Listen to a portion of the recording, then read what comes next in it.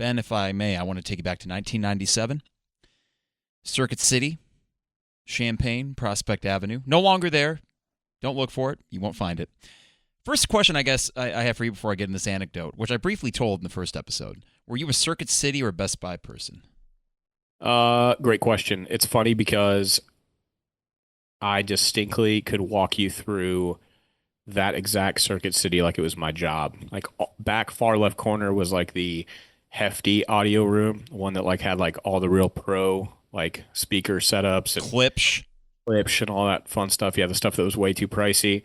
I remember the random islands in the middle with CDs and galore and some lighting and fun stuff. But I just remember distinctly going in there often. Kent and I were North Prospect products. We would often get dropped off out there or be browsing with our parents and so forth. So those places, specifically Circuit City, always seem like the mecca, if you will, because like, some kids have baseball cards, basketball cards, other kids have like those type of stores, and everything there seemed untouchable. Like there's nothing you could really get besides maybe if you're lucky enough to walk out of there with a CD and eventually like a DVD, right? But before that, it was just like, you're never getting the massive audio system that you wanted or, the stereo system, so to speak, unless you got really lucky. So You raise a point, though, because my dad and I were not the kind of father-son duo that would go to Menards. yeah, Okay.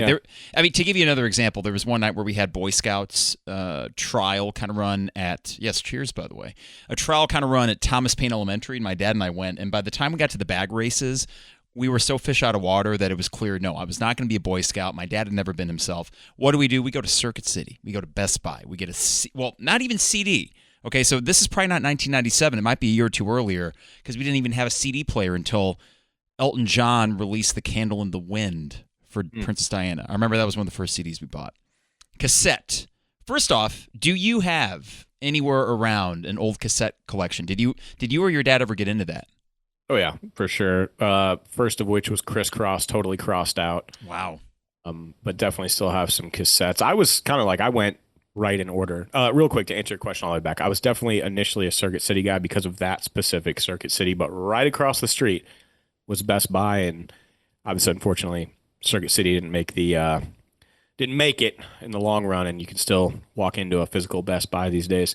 But no, I was a cassette guy. And from cassettes, obviously, came CDs, and then briefly there, a quick stint with the mini disc players. Wow. And that was a quick-lived one, but it was really easy to transfer, Winamp or any files that you had on the computer to a mini disc. Again, short-lived though, and then right into the old iPod first gen. This all happens, by the way, within a decade, essentially from when you would have went from the mini disc player that you would have bought at Circuit City to, by 2006 to '07, For sure. an iPod, which, was such a miraculous invention because I remember how big a deal it was when I got my CD-RW, my CD writer, Yeah. and it was rewritable. So if you wanted to rewrite on these CD-RWs, you could, and that was my first foray into making. I'd done compilation tapes. That was easy because my parents had the receiver set up. But to be able to do it on CD and then take it to Windsor Swim Club in the summer and listen to my Dave Matthews Band mixes and all that. Now, the Circuit City I mentioned, which is no longer there, I think now it's a Burlington Coat Factory or a Five Below, which I used to think was a place that sold cold weather attire, but it just means everything's under $5. I thought Five Below was like an ice creamery, like the Cold Stone type. Like you walk in and you like choose like what flavors you want. That's Seems reasonable. Yeah. So my dad and I go there. This is a day after, as I mentioned in the first pod. My sister had her end of year high school soccer banquet, and we meet there as a family. My dad got there a couple minutes later, and he says to me, "I just heard Stairway to Heaven on the radio." And as I mentioned before, there's a certain thing that comes with certain titles, even before you have listened to that song or watched that movie, that there's a gravitas to it. So Stairway to Heaven, Led Zeppelin, I knew the connection. I didn't know the song. So what we do the next day on a Saturday, Circuit City, we get 2 cassettes, Led Zeppelin IV, or as it was labeled at Circuit City and Best Buy, Zoso, and then In Through the Outdoor, which had Fool in the Rain. My dad liked that song. And listen to Stairway to Heaven on the way to Paxton. listen to it again when my dad and grandpa are getting hamburgers at Just Hamburgers, and I'm like, I'm just going to stay in the car, listen to it again. So that was my gateway to not just Led Zeppelin IV, but like a deeper fandom. So can you pinpoint the first time you would have heard Stairway, or is it something that you've heard so many times that it's just kind of seeped into your consciousness, it's in your bloodstream, you can't pinpoint it? Shoo. To just jump right in, there's obviously a few different variations in my brain as I was going through this album, thinking about the first time, which almost became impossible because with every thought, it was like, no, it was this, it was that. So I'll really quickly jump into it, and it sort of overarches this entire album, if you will. So I've mentioned it, episode 1, 2, and 3. I've mentioned a lot of some good friends of ours, the Elmores, Kenton and Don, multiple times. But in this specific case, the vinyl. I've actually got 2 hard copies of this that have belonged to me and my family for as long as I can remember, right?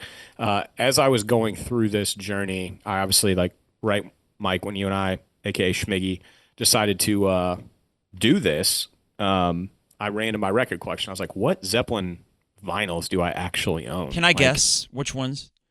Yeah, sure. You don't have the whole collection, right? I do not, no. Okay, so I mean, you have 2 copies of 4, as you just mentioned. I'm pretty sure you have Led Zeppelin 2. Yep. Because you were very familiar with that jacket. Houses of the Holy? Houses of the Holy, yeah, and continue.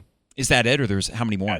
That's a trick question. Yeah, that's it. So, oddly enough, though, this one was the most played for sure when I was a kid. The one I remember the most, and it's for this specific reason. So both copies I have, one is really weathered. The other one is in like ridiculously pristine condition, as Jack Black would say. And I noticed like this mechanical pencil, probably not even mechanical back then. It was definitely a number 2 pencil, just sharpened to death. Ticonderoga brand. Yeah, with the letters ZIG in the upper right corner of the album sleeve. And it's not the last time I saw that. So I specifically remember this as I asked my dad, like, Dad, what is this ZIG on the album covers? And it kind of brought me back to a conversation, my dad and I had way back when. And his brother, my Uncle Doug, and my dad shared, houses throughout the entirety of their childhood and obviously throughout some adulthood as well. Very close in respect to their relationship. My dad was one of 7, so the 2 of them were really close. My Uncle Doug was a UPS plane mechanic his entire career after he got out of the Air Force. Damn. When he left for the Air Force, he left my dad his entire record collection. So my dad had some, my Uncle Doug had some, that were the same, but then many that were obviously not, right? So like I kind of adopted both of those collections, as time went on. This specific album was one where I have 2 copies, and I'm glad I do because one again is in like pristine condition, one has been heavily weathered, and I can always remember that conversation with my dad in the upstairs of the Fair Street house of what is this? Why are there these initials on it? So they would call my Uncle Doug Zig or Zigamus, and my dad's nickname was Dennis R. Mudrock III, or in shorthand Mudrock, and they called it Mudrock or Zig, and Mudrock is on some of the albums, Zig is on the other, and I could tell it's because they wanted to figure out whose was whose, which is just hilarious to think about, right? It's like, I mean, it's one thing if it's like clothes or something else, but like 2 physical copies of an album, I mean, not too hard to tell the difference on. You have 2 of them, here's one, here's the other verse. Yeah, but I like that idea though. First off, great names, Zig and Mudrock, like it sounds like a comedy duo, and the fact that with records, it strikes me that generation, and then specifically Zig and Mudrock in this case, I mean, you valued your collection just like a lot of people would have their. Actually, I was about to say baseball cards, but that's not necessarily true. Back in the day, they put them in bicycle spokes. I don't think people were purposely beating up their records. It was usually, in the case of the weathered copy you have, probably just because they played it to hell. Played it to hell. Yeah, and that's the case here. I think one was just kind of kept immaculate. The other was just played out, which is pretty incredible. But long-winded way of saying that the first time I heard Stairway was in the upstairs at the time playroom, which became my parents' sitting room right outside the master bedroom as the years went on. But my parents were gracious enough to give me the entire upstairs floor of the Fair Street house as like my playroom and my bonus room. It was a nice nook. Dude, great nook. You've been there. Oh, yeah. And if we ever do a Pink Floyd series, we'll definitely get into it. 100%. Just for listeners, just to set the tone here, think that 70s show basement, but in an upstairs setting. My parents were very into chiffon-robes, ways to close off electronics without it seeming like they're there, but they're there. And it was super nice to like kick back, put a record on with my dad and just listen. And I can distinctly remember this one and the allure that was Stairway to Heaven. And you said it, there's something within a name, especially this name, and where this song goes, that as the album was leading towards, you know, the final song on side A, you could kind of see the anticipation growing from my dad. Like, you know, here's one of those moments in life where this is it. And I think that was probably like the first full time through that I'd ever really heard it in its entirety. My dad had 2 JBL speakers, light brown, with the black, you know, kind of pop facade on the front. Speaker cover, yeah. They were 1x12s on either side of the shift robe, and then, you know, his record player, and we just like listened to it. And I just remember thinking like, yeah, like this is an awesome moment. And I don't even really remember if it was so much like the song and the band, or if it was just kind of like hanging out with my dad and, you know, knowing that like, hey, this is just one of those moments that, you know, as a kid, specifically a boy, you just kind of kick back and you kind of just let it all soak in. And definitely one of those moments. So if nothing else, my dad and I were definitely listening to Zeppelin IV, Zoso, whatever you want to call it, the Untitled album at that time, running through it, which is super easy to do, obviously. And I know for a fact it was that day because the very next album we threw on was Billy Squier's single, Emotions in Motion. So hey. That same sitting, man. But yeah, that was the first time. But I would love to hear the experience with Circuit City and how it bled into you and your dad. The first time I listened to Stairway, we're driving north on I-57. And to get to Rantoul, Paxton, because my grandpa was still living at the house that my dad grew up in. And, you know, we fast-forwarded through Black Dog, Rock and Roll, Battle of Evermore. We had a seek function on the Ford Explorer tape deck. And you could just go track by track. It would find the empty spaces. Get to Stairway, listen to it. Okay, interesting. Now, I would be lying if I said the first time I heard it, it was some eureka moment. But wait, real quick. This is like the early 90s boxier Ford Explorer, right? This is a boxier. It was a white 1994 Ford Explorer XL. Wasn't yet rounded off like the next era. It was sort of the Jeep Cherokee, if you will. It was transitional phase, but it wasn't as curvy as later on we got a Ford Explorer Eddie Bauer edition. I remember that. This white one, though, I believe took us to some of our first ever gigs. It may have, because we had it through, well, that's a good question, Ben. I'd have you weren't to driving, your dad was. So I'm thinking like Urbana Rocks. It definitely, I think, traveled in that because you weren't driving at Urbana Rocks era. It could have been. That's actually a good point. Yeah, so, yeah, it might have stayed in the family longer than I recall. Yeah, I remember it. Okay, so, and by the end of it was a rust bucket. I mean, because back then, these cars, just like that Ford Explorer, they didn't have the plastic, you know, bottom. I don't know car lingo. The thing that's lining on the bottom of your car. Regardless, it didn't strike me at first other than, well, that's interesting. And then, of course, it builds. And by the end of it, you're like, oh, it rocks. But when I heard the name Stairway to Heaven, I assumed I knew it was long. Kind of like In-A-Gadda-Da-Vida. Oh, that's a long song, even though it's pretty much garbage. Stairway to Heaven, it's a long song, but it's 4 minutes before the drums come in. It's basically the halfway mark that it comes in. Okay, listen to it again at Just Hamburger's parking lot. It's getting me, and I'm realizing there's something more there. And in a way, that's how some of my favorite movies and music have kind of approached. Is sometimes it's immediate. Other times it's not. And it's the second or third or fifth listen where you say, God damn. So for me, probably the second listen to the Just Hamburgers parking lot started my descent or ascent, if you will, into Led Zeppelin super fandom. And that culminated in frickin' zeppfans.org, the ultimate Led Zeppelin website, which you can find on the old Wayback Machine. I had a Zeppelin website at age 12. I made all these different compilations on tapes and stuff. But, you know, it's funny, though, Ben, because I was thinking about Stairway. we're going to get to it in detail later, but it is the centerpiece of this album, even to this day. And it kind of has the same issue that Led Zeppelin IV does as a whole. It has been talked about and poured over for decades. So I don't know what new things we're going to be able to glean from this. I think Led Zeppelin III was easier because we each had personal attachments to it, and it hasn't been as written or talked about. But Led Zeppelin IV is like trying to tackle Back in Black by AC/DC. It's like trying to tackle Purple Rain by Prince. It's these albums that have become templates for an entire genre. But by all measures, it is a near perfect album. 100%. There's not a track on it. There's absolutely no filler. There's no wasted notes.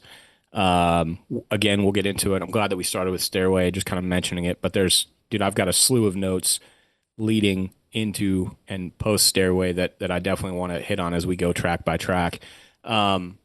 I believe Jimmy mixed this album twice, dude, yes. which just shows like his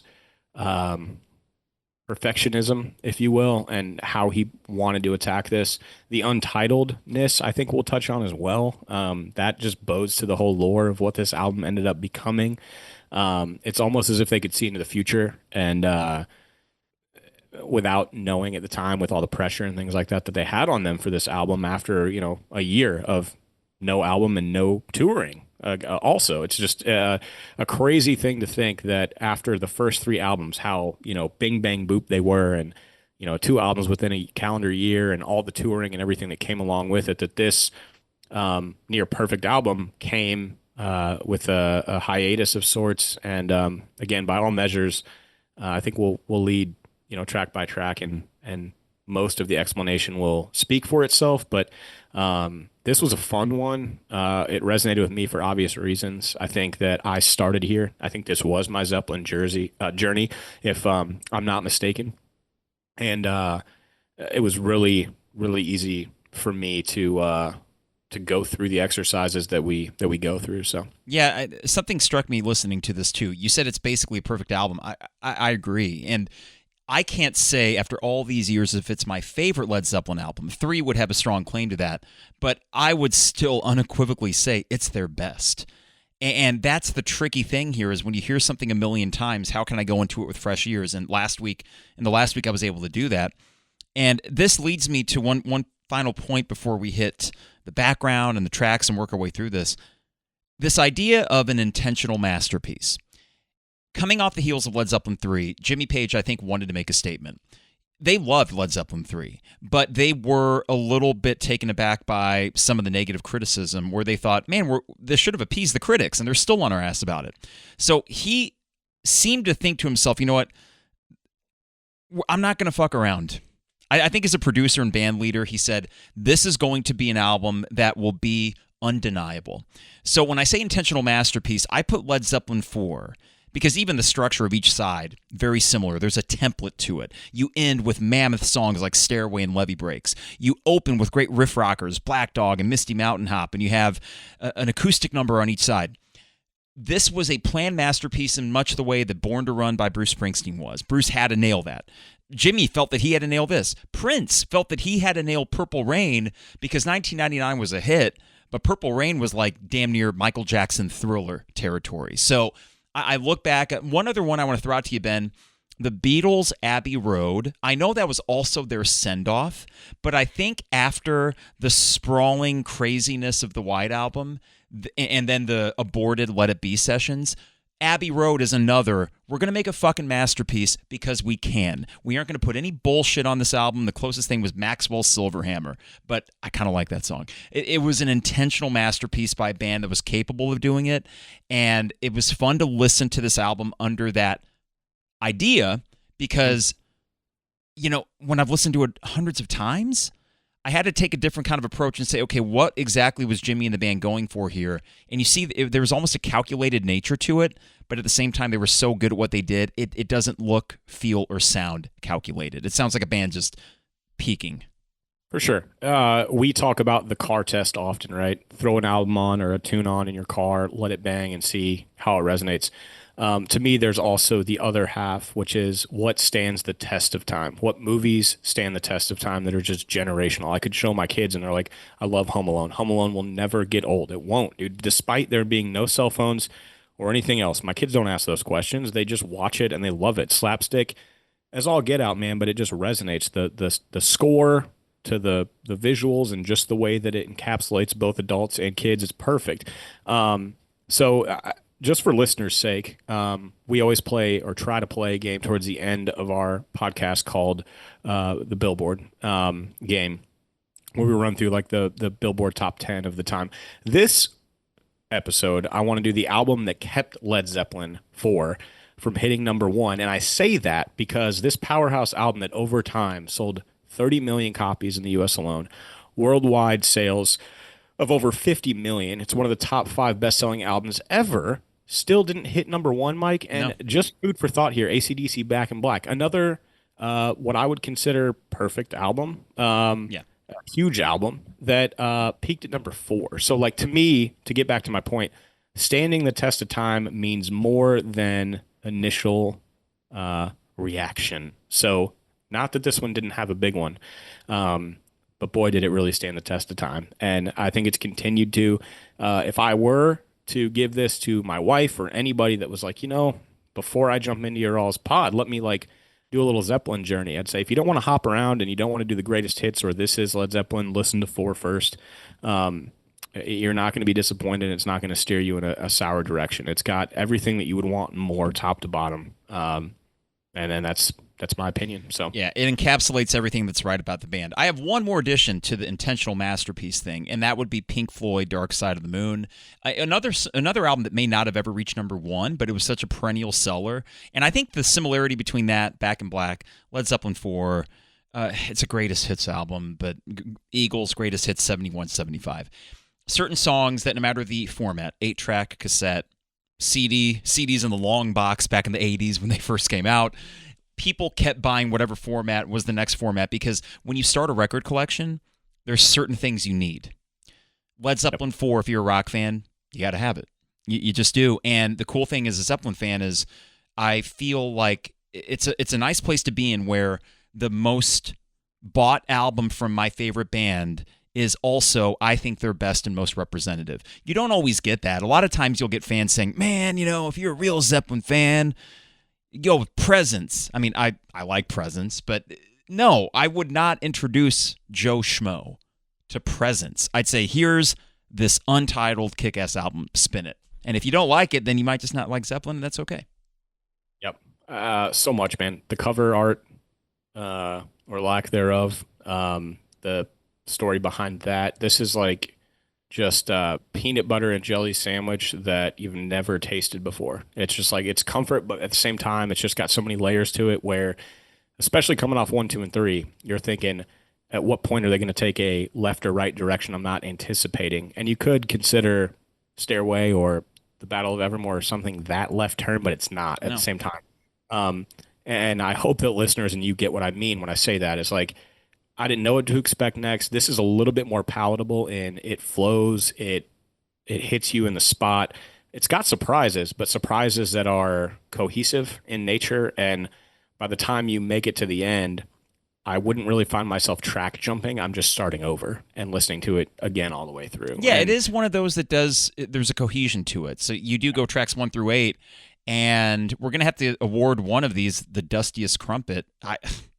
But this will be one where I say it might be the Dustiest Crumpet for me, but it's still a great song. So we 1 through 8 will have just a wealth of amazing things to choose from. So we'll get into track by track later. Before we get into the background of this album, I want to remind you are listening to Drop the Needleheads. This is episode 4. I'm Mike Carpenter Schmiggy alongside Ben Yates. Yahtzee, hello, Ben. How's it going? Good to see you again. And man, we are chugging right along, and I'm having an absolute blast doing this. This is a lot of fun. And now as we're recording this, we've gotten the socials live and we're getting ready for the first one to actually publish. We're doing this a few weeks ahead of time to make sure that we can bring this to people on a weekly basis. But excited for this to hit the mainstream. I don't know. I mean, we'll see how mainstream it gets. I think, though, Ben, what I'm excited about is by starting with Led Zeppelin, I think there's a natural audience that will find their way to it. And then the cool thing will be, do they journey along with us as we pick other artists? I think we mentioned, did we talk about Supertramp in a conversation? Yeah. Supertramp came up, and funnily enough, throughout this last week or so, I try to take breaks between, the relentless album that I listen to when I'm mowing or driving or trying to see how it hits me at different moments in the day or at night. And Supertramp just kind of flows into, Spotify will like I love end it, Supertramp. and instead of going into another album, it'll throw like a artist curveball at you, and Supertramp seems to be the one that follows. So that'd be a fun one to do. Obviously, I've got a soft spot in my heart for Supertramp. How can you But not? oh man, it's just chicken soup for the old soul. But man, we just get right into these things. And again, like Mike said, we're launching live soon. I think what I hope, if anything, is that some might take this as a very literal podcast where we dive into nothing but the album, and quite the contrary. Is just the essence of how we feel, where we are, and I would love to have a thought-provoking aspect to letting people think for themselves and where were they? Have they heard the album before? If not, this would be, a great history lesson before going into it. Otherwise, like, just reminding you of where you were, what you were doing, and then maybe just a little bit extra. So. Or in the case when we get to some of these later Zeppelin albums, like A Presence or In Through the Outdoor, that people might revisit them or check them out for the first time beyond Fool in the Rain or Achilles' Last Stand. Drop the Needleheads, where the bourbon, the records spin, the bourbon flows, and for this series, the pod remains the cast. The takes are as deep as John Bonham's bass drum. Or is it the dives? What the heck? I'm messing up our own live read, Ben. This is terrible for a former radio man like myself. Want me to take it? Welcome to Drop the Needleheads with Schmiggy and Yahtzee, where the records spin, the bourbon flows, and the breakdowns are deeper than John Bonham's bass drum. Like a professional. All right, so let's get into the background and recording process of this. That's first on the agenda, correct? It is, yeah. Okay, so Led Zeppelin III comes out. We talked about this. It was our longest podcast. I don't know if we're going to go 3.5 hours every time, but Led Zeppelin III, both one of our favorites, comes out October 5th, 1970. The response, lukewarm. People loved Immigrant Song. Some liked the acoustic, some were dumbfounded. The band takes their first significant break after Led Zeppelin III, and the promotional campaign behind that wraps up. So what they end up doing is going to Bron-Y-Aur, Jimmy and Robert, between October and November 1970. Now, Bron-Y-Aur is where they had fruitful sessions for Led Zeppelin III. They get some songs together there, and then the band convenes at Island Records Studios in London on December of 1970, take their holiday break, and retreat to a place called Headley Grange in January 1971. Ben, I want to set the scene here. Headley Grange, we see in the documentary film It Might Get Loud. Jimmy's in it, Jack White, The Edge. Odd pairing. I love all three guitarists for different reasons. Headley Grange is a big, damp mansion in the English countryside. Now, I don't know if you recall, there was an Incubus documentary back in the day of them recording on the beach. And what a great place to record an album. I think that the Morning View sessions, maybe? Yeah, Kenton would be remiss if I let you describe it as such. It's the Morning View house. They obviously got a pretty big record contract to hold away and make that album, and they did it in a immaculate mansion on the beach where they could surf. They also had a pool, and basically live and collaborate all times of the night, all times of the day, with zero interruption, just to cut what would be, to most, their best album. All things considered. So I, going through this as well, was curious, what is this like? And JPJ, of all people, described it as a cold and damp, well, to put it lightly, we ran when we arrived in a mad scramble to get the driest rooms. There was no pool table or pub. It was just so dull. I imagine if we go to our annual trip in December and we ended up actually doing a roughing it kind of cabin trip, which we don't, we Airbnb, we Verbo, but imagine it'd be the same thing. It'd be the dash to get the nicest bedroom. And in this case, they're literally looking for one that doesn't have mold growing from the ceiling. And to add to that extremity, it's knowing that you're there to do a job and to do one to maintain and propel yourself even further than you already are. So pressure's on, but also, man, to look at this place at face value through pictures and some of the videos and then that documentary, it's a place that I automatically find comfort in just by judging it by its cover. Now, that doesn't speak to how I would feel if I was there in person with, no heat, no electricity, knowing that we were there to do a job again, but it is pretty much also what you would expect in like the Holiday, the house that Cameron Diaz? No, where she visits, yes, Yeah. but the cottage. Um, the cottage, the UK cottage that is rented, to me is like, reminds me of the home I grew up in, number one. But number two, it just is like, yeah, that makes perfect sense. That's what I see in my head before I ever even looked at pictures of what this place was. Yeah, So. 100%. I mean, in a way, I think the album cover, the sepia tone of that album cover kind of conveys where they recorded this.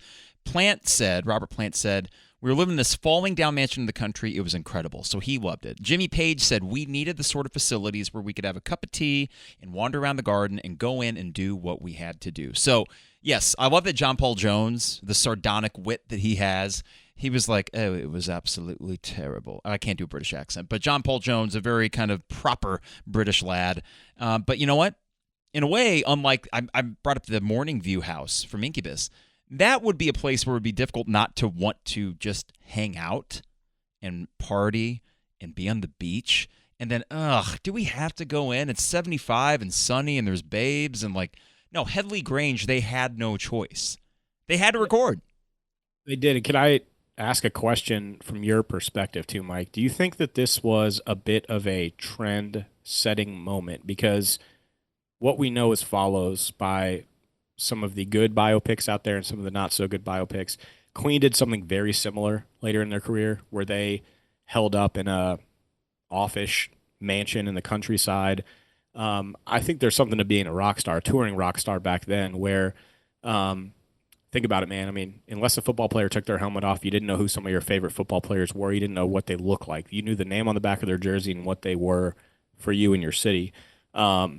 Who you did know were the rock stars. You knew who their faces were, what their music was, and I think to get away from that and escape it, the only way that they could truly do that without wandering down the streets of whatever city they decided to go to a recording studio and hang out in, without getting mobbed constantly by the press, the media, and fans, was to go someplace like this where they weren't going to be found and they could give their undivided attention to an album. An extreme example of this would be a year later, the Stones go to France and they do Exile on Main Street. Now, with that, they were evading tax in Britain and they got this just gigantic mansion on the Riviera, I think. So, yeah, I mean, it's a little bit different than Headley Grange. But no, I think that this destination recording, you can even go to Oasis, I think, with What's the Story, Morning Glory.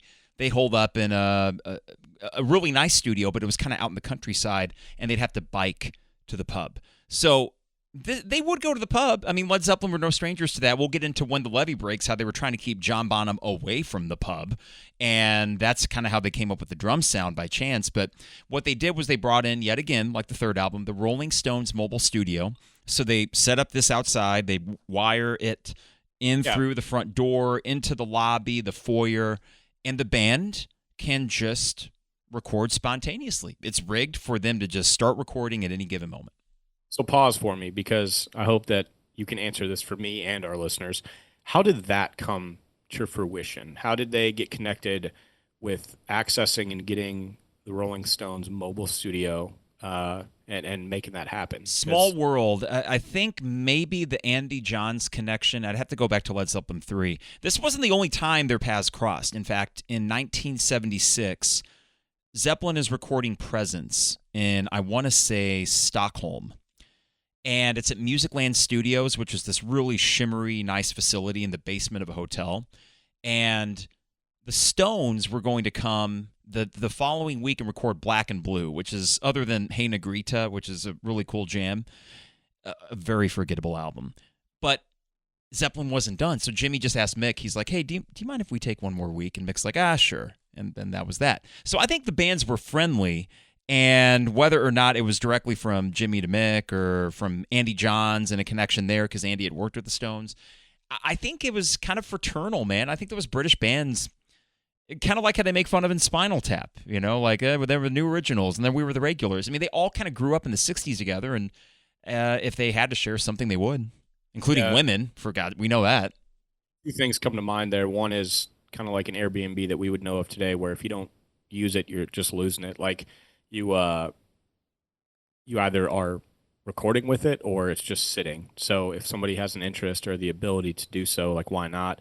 The other thing is just like virtuous friendship, man. Like you listen to pretty much any documentary, whether it's Supermensch, or hell, like the Zeppelin documentary, you see or read any of these books, to be honest, you see the intertwining of people that you would have never thought crossed paths. I mean, like in an unbelievable way. They were surrounded by each other in so many different folds and fashions that you sort of feel like, hey, if they do well, it also means we're probably doing well and we're building off of each other because we have such a different flavor that if people are hungry and satisfied with Zeppelin, they're probably going to be just as hungry and then ultimately satisfied with what we got going on. So we want them to succeed and they want us to succeed. It's sort of like the grunge era shit in Seattle, man. Like they were all feeding and building off each other and helping each other out, dude. And I also think on a very minuscule scale, our experience in Champaign, which was like we had some riffs with some people that were already ahead of us, so to speak, in the game, and times felt that they were maybe holding us back and stuff in our position of where we should have been playing on the bill with some of these local shows that we were lucky enough to be on back in the day. But then as time went on, you realize like, no, man, it was the complete opposite. We were all simultaneously building off each other to build a musical culture around Champaign-Urbana as opposed to like fighting against one another. And I think that's like on a much larger scale what was going on here in the UK, especially at this time frame. I mean, because after this, the floodgates were open, dude. Like, it's healthy competition. It's the way that you can be friendly with fellow musicians, but you still want to blow them off the fucking stage, you know. And that's I think healthy with music. Now they start recording. And these are fruitful sessions. I mean, they record a lot of this album at Headley Grange, most of the backing tracks. Now, part of the reason why this worked, the way that it did, Led Zeppelin, yes, they got heavy into drugs. By the mid-'70s and especially 1977, heroin was a problem for Jimmy Page and John Bonham. Robert Plant, John Paul Jones kept not their noses.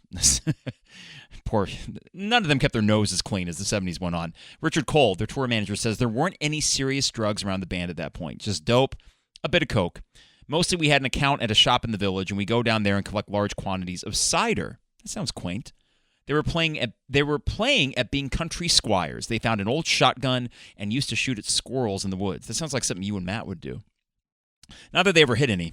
And there was this lovely old black Labrador dog wandering around, which we used to feed. So, dude, this to me all sounds like summer camp, except it's in the damp winter months of the English countryside, and they gather around the fire, they drink cider, they smoke some dope. This sounds amazing. I want to be a fly on the wall, Headley Grange, early 1971. Yeah, without question. I think hindsight's probably 2020. I bet if you really were there, you would see some of the not so fairy tale essence of what was going on. I mean, to build an album like this too, knowing what we've been through as a group of friends and people that do want to succeed together, but also how passionate these guys are and were in their craft, man, I can also imagine what wasn't documented and what conversations erupted as things weren't going the direction they wanted to go, as people were wanting to go find the local pub and so forth. So it's just an interesting atmosphere to imagine, but I would have signed up in less than a heartbeat to go and experience it myself. This seems like the closest the band ever got to true camaraderie and friendship before this thing exploded in such a way that they were playing rock stars the rest of their life. They already were rock stars, but there was something like in 1970 they're playing Madison Square Garden, and they always did that. But by 1973 they're playing outdoor shows at Tampa Stadium in front of 53,000 people. So it does take another leap, but right now they're in that perfect spot. Now, they get done recording at Headley Grange, and they move to Island Studios again in February of 1971, mostly for overdubs, and they did record the entirety of Stairway to Heaven, backing track solo vocals at Island Studio. Okay, they're done. February 1971, that means we're going to have a spring release, right? Well, Jimmy takes the tapes to Sunset Sound in Los Angeles with Andy Johns. Andy Johns said, hey, man, this is this amazing place. He says, I convinced Jimmy to mix it there. We booked time at Sunset Sound, but the room that I'd worked in before completely changed. So we used another room, mixed the entire album. We came back to London, played it back in Studio One at Olympic. It sounded terrible. So imagine Jimmy, who had literally mixed the second album in a 36-hour, 24-hour spree at some place in Memphis. He can't get this right at the nicest studio in America, by some accounts, and he's pissed. What do? They go on tour. And this is what I think is brilliant, Ben. he took a break himself. The perfectionist that he is could have said, I'm taking these tapes on the road. I'm stopping at any studio. But he gave his ears a break. And I think that probably paid dividends where when he revisited this and remixed it in July, he was able to have a fresh approach and really nail down what he wanted to. I think this album would have suffered if he would have poured over it in April, in March, or in May, and then June. And then I think he would have maybe had a law of diminishing returns kind of thing going on. Agreed. Again, example of what I would have loved to be a part of, which was the conversations, or at least the inner psyche of one John Bonham or Robert Plant or John Paul Jones, as they were thinking to themselves, we know what we did at the house. We know what music we put out there together. To hear that it was terrible is just something crazy. And then to think at that point that Jimmy is going to have another go at a remix of what was already recorded and laid down, it had to have been somewhat panic-inducing, no? Because, like, you're thinking to yourself, hey, this could either go really well or it could go really poorly, but also you'd probably feel really great about what you ended up laying down, all things considered. We know the stories from recording, so, I mean, you stated it in the intro of this podcast, which is, a search for perfection in this album, which was clearly accomplished in the recording sessions. Now, onto the mixing scenario, and but as one that is not part of that scenario, you're like, shit. Yeah, and here's the thing. No matter how good it is, you can convince yourself it's not. You can eventually say, shit, I don't know. And Jimmy, despite all his convictions, he comes back from all the way going to Los Angeles just to mix this stupid thing. And then you probably start doubting yourself. But he does get it done. The mixing is done in July. So between mixing and other discussions, they have the album in the can, ready to go in July. But then they had other conversations, Ben. One, should it be a double LP? There are tracks recorded for Led Zeppelin IV that do not appear until Physical Graffiti. Should they, this is a random idea, release it as a set of EPs? That was a very short-lived discussion. And then the thing that really caused even more of a delay all the way into November 1971, the artwork, the title, the whole package. So, this artwork, Ben, is evocative. I like that word. It makes you think of something, but you don't know quite what. And it's so interesting, Ben. Jimmy, mission accomplished, because the cassette tape that I got from Circuit City, I looked at that album cover and I said, holy shit, we have that record at home, and I never even pulled it out of my dad's milk crate because it had no name on it. So, mission accomplished, sir. Mission accomplished, yeah. And I do want to take a little further there and go on the background of this artwork and kind of the album itself. They actually had a ton of pressure from the recording studio and the label itself to put a title on this thing. They even deemed it suicide, career suicide, pretty much. Professional suicide. Should it not have one? And Page was said to have thought that we just happened to have a lot of faith in what we were doing, which I think goes all the way back to pre-Led Zeppelin 1. They've just had that way about them. However, I do think this was the ultimate middle finger to everyone that wasn't directly in the band, everyone that gave them feedback or thoughts on what they should be doing or shouldn't be doing.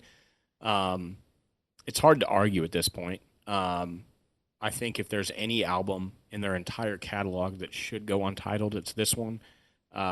Because to me, it's always had a title. I've always referred to it as Led Zeppelin IV. Yeah. It's easier to do it that way. There's nothing wrong with that. I think most have. But like you said, the biggest issue with this was that it was just difficult to consistently identify. So while most called it Led Zeppelin IV, Atlantic Records catalog have used the names Four Symbols, the fourth album. It's also been referred to as Zoso. So we'll get into that, which are the band's four symbols, right? So Zoso is, according to Jimmy, an unpronounceable symbol. But I mean, like I said, at Circuit City, the sticker on the sleeve wrap or the shrink wrap, Led Zeppelin, Zoso. Okay, fine, whatever this thing's called. And that was his symbol.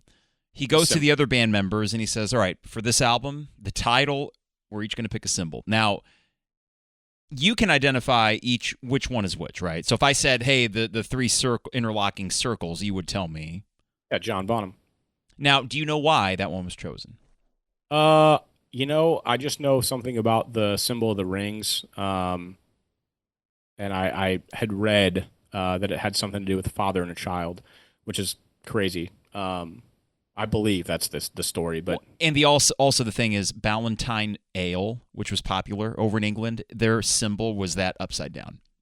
oh wow, okay. John Cool. Paul Jones, which one is his? John Paul Jones. I don't even know how to describe that symbol for listeners. What would we call those three shapes that are around the circle? What would those be called? Ovals? They're deemed Vesicae Pisces. Okay. Triquetera. So intended to symbolize a person who possesses both confidence and competence, which kind of hit right on the head. And actually, just reading this, the triad of mother, father, and child for Bonham's three interlocking rings. You think Jason? You think his wife? Jason would have been alive, I'm pretty sure. I'll check his birthday. But yeah, it was just him, Pat, his wife, and then I don't know if he had any other kids. He was alive, if I recall, and that's only because of the Stairway to Heaven interview from Stern that Hart was on. And I believe they sort of nailed that one. Okay. What that would have been like for him to be a kid, and then the emotions that ran through Robert Plant, which I'm going to get to when we go track by track. I don't want to spoil that there, but and then the feather in the circle. That was his original of a symbol because Robert kind of came up with that himself. As far as what it meant, do you happen to have that? I think I have it here loaded up. Yeah. Plant symbol of a feather within a circle was his own design, being based on the sign of the supposed Mu civilization. Mu or Mu? Yeah, hard to say. Mu. Identify the land of Mu with Atlantis. So an ancient civilization. And then there was a fifth smaller symbol for Sandy Denny, which is a pretty cool symbol on its own, which were three interlocking upside-down triangles just because of her appearance on Battle of Evermore. And when you look at the sleeve, Ben, I mean, they do not give credit in the original sleeve to the band members other than just here's their symbols. And then Sandy Denny has the thing, and she's marked as a guest on Battle of Evermore. But it is an effective album cover, and maybe not the most aesthetically eye-catching, but there's just Jimmy Page as a band leader and every detail down to the aesthetics of the band. He loved conjuring up mystery and mysticism, and I don't know what it is about this album cover that all these years later I can't pinpoint why it draws in the eye, but it just does. It could be the fact that it was one of two editions that I definitely had at my house that I remember it so fondly, but there's something to it, man. I never knew it was Led Zeppelin back in the day. I knew that it was this peculiar gray, old English style looking cover that I totally judged by its cover because I just wanted to dig into it and figure out what the hell it was, man. I had no idea. So again, mission accomplished, and that was like as far back as I can possibly remember in the catalog of my brain for vinyls. So let me get to that really quick. The picture on the front of the album of an old man carrying a bundle of sticks on his back was bought in an antique shop in Reading, Berkshire by Robert Plant. The picture was then affixed to the internal papered wall of a partly demolished suburban house for the cover photograph to be taken. Research in 2023 suggests that the image, which had previously been described as an oil painting, is a black and white photograph dating to 1892, which had been hand-colored. So this is like reverse AI, dude. This is like they thought it was something generated. It was not. It was legitimately a human being and a picture that Plant had found. So, man, think about that, right? Like, not AI generated, nothing to do with a painting or anything like that from someone's brain. This was wholeheartedly a person. And they figured out who this person was, by the way. Yeah. This original photograph was taken by Ernest Howard Farmer, 1856 to 1944, the first head of the School of Photography at Regent Street Polytechnic. The research also suggests that the stooped figure is Lot Long, or Lot Longear, 1823 to 1893. I feel like I'm Dave Matthews right now in a thatcher from Mere, Wiltshire. And all these towns and cities crack me up, dude, because without doing any disrespect to the the lands across the pond. It's They're funny. all just adorable. It's like I want to live there, and there. But here's the Like, great thing, man. It's not. This is what I learned, and I had to learn this before we take our trip to Europe here in a minute. But Wiltshire. It's not Wiltshire. We want to say Shire because we think of Hobbit and shit. the But Shire, Wiltshire. Wiltshire Boulevard. The Thatcher as an occupation. So a Thatcher literally put shit on a roof. So what he has is the bundle of sticks that he's going to put on a roof. His name is Lot Long. It sounds like one of Spinal Tap's original members from back in the Listen to the Flower People era. Lot Long from Wiltshire. Are you kidding me? Lars Umlaut from What is that from? Lars Umlaut. Rock Band. He's the cupcake shaped man, metal man. That's right. Isn't. But yeah, you see that and you're like, it really spurs a lot of thoughts. But again, this is nothing that you would have gathered or thought of when this thing released. No knowledge of any of that really till much later on. So no, and the last thing I'll add here is this: they got this tower in the background. So when you look at the back cover, that broken down wall, which that picture is affixed to, there is a tower called Salisbury Tower in Ladywood, Birmingham, which is, of course, where Robert Plant and John Bonham are from, a little bit further north in England. And I think that juxtaposition of the old rural guy with the sticks on his back and then what I would kind of view as like urban decay, that's a very brutalist-looking kind of structure. It's so, I don't know. I use the word evocative, and even to this day, I can't say what this necessarily evokes other than almost a feeling of unease and, oh my God, what is in this thing? And I think that leads next to, well, what the hell is in this thing? Because for all the album cover and the packaging, the most important thing with Led Zeppelin IV, whatever you want to call it, are the 8 songs inside of it. absolutely, Mike. And the funny thing about that is Page has explained that the cover of the 4th album was intended to bring out a city/country dichotomy that had initially surfaced on Led Zeppelin III, and a reminder that people should look after the earth. He later said the cover was supposed to be for other people to savor rather than a direct statement. The album cover was among the 10 chosen by Royal Mail for a set of classic album cover postage stamps issued in January of 2010. So, like, it did evoke that thought for everyone. I think if you know Led Zeppelin IV, Untitled, however you want to refer to it as, you have a personal connection to the album cover without a doubt, because no one, it's like a piece of art, man. It's literally a piece of art. It's like, what does this do for you? And like you just said, what the hell's inside of it? Yeah. Well, let's get to it. 8 tracks, all of them way up there in Zeppelin's discography, not the least of which is the opening track, Black Dog. There are many great album openers in Led Zeppelin's catalog, Ben, but there are few, and this is a band that put Whole Lotta Love and Immigrant Song out there. There are a few that just have the sort of cocky swagger of Black Dog. And where do we begin with this? I guess the first question I have for you with Black Dog, what grabs you more, Robert Plant's vocal or the riff? I know they're so connected now, but is there one that is particularly, oh my God, I can't believe what I'm hearing right now? It's definitely the riff.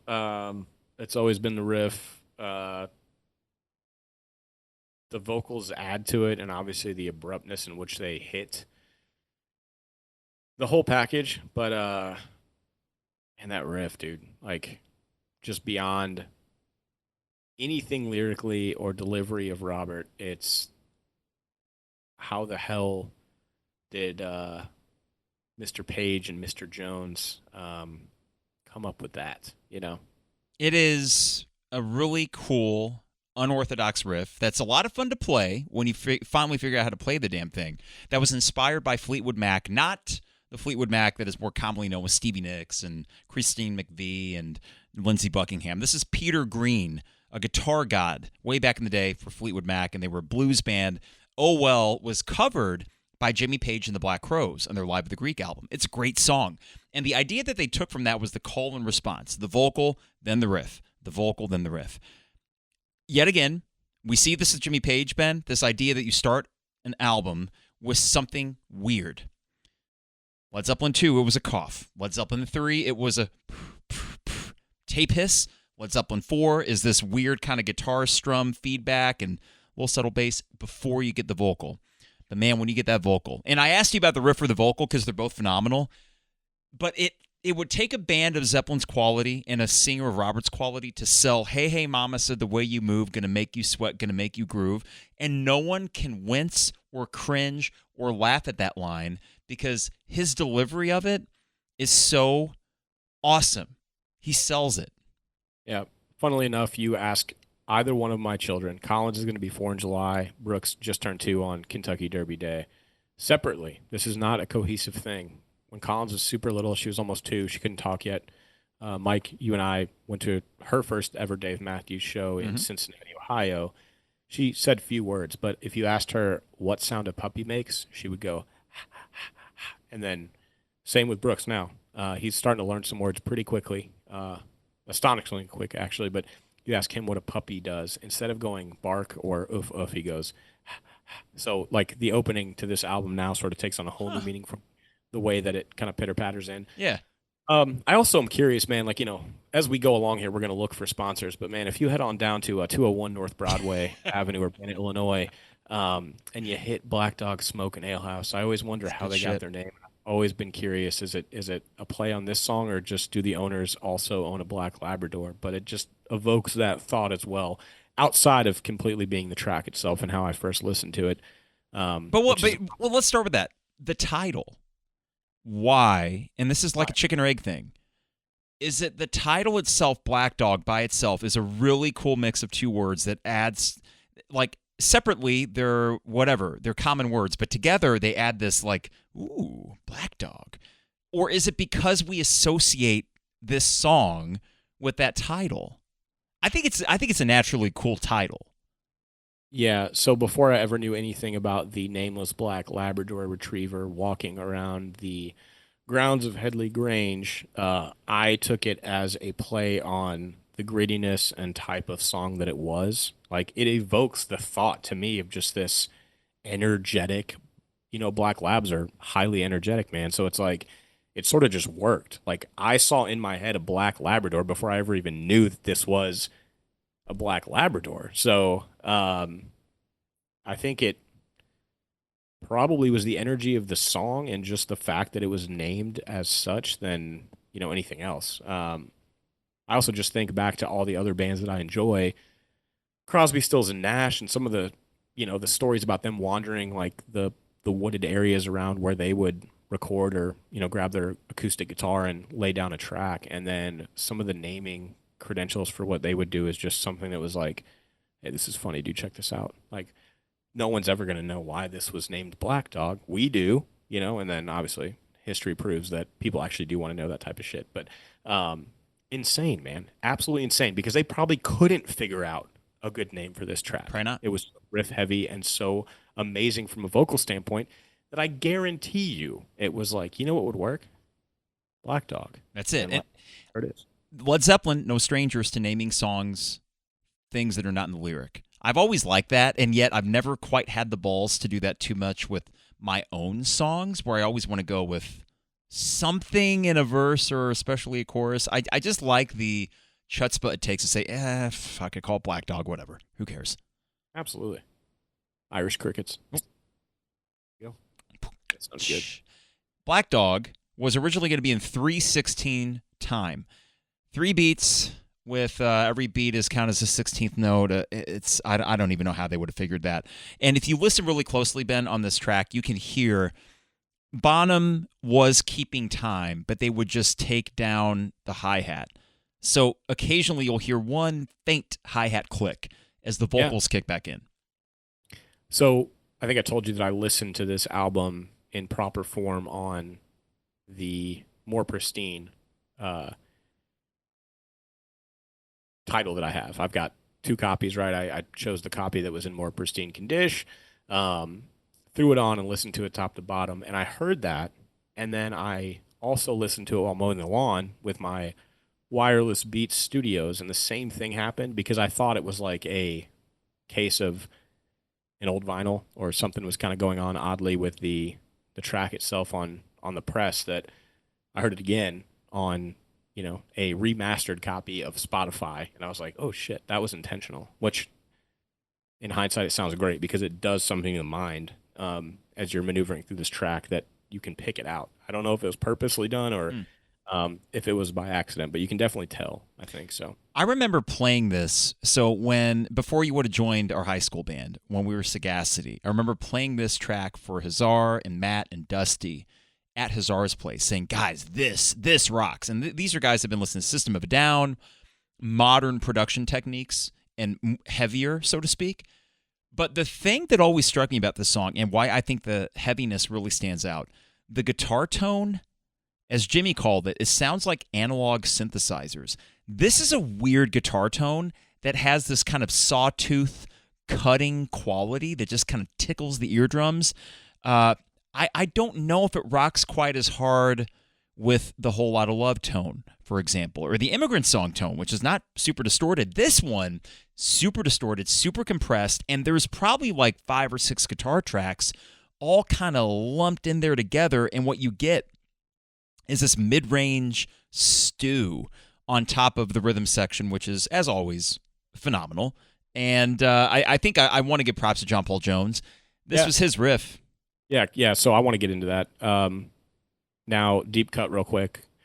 For the early YouTubers that are in the listening audience here, I'm talking way back in like the Group X, Charlie the Unicorn days. Now, are we talking E-Bombs world even? Yes. We were talking like early E-Bombs world, streaming, but usually downloadable. Also, Mike and I stumbled upon this puppet version of Keith Richards and the boys from the Rolling Stones, and I thought this was hilarious when I read through it. So bassist John Paul Jones, who is credited with writing the main riff, said he was inspired by Muddy Waters' 1968 album Electric Mud. However, he retracted this in 2007, saying that he was confused and that his main inspiration was actually the Howlin' Wolf album by Howlin' Wolf, particularly the repeating riff in Smokestack Lightning, which Jordan Page sped up.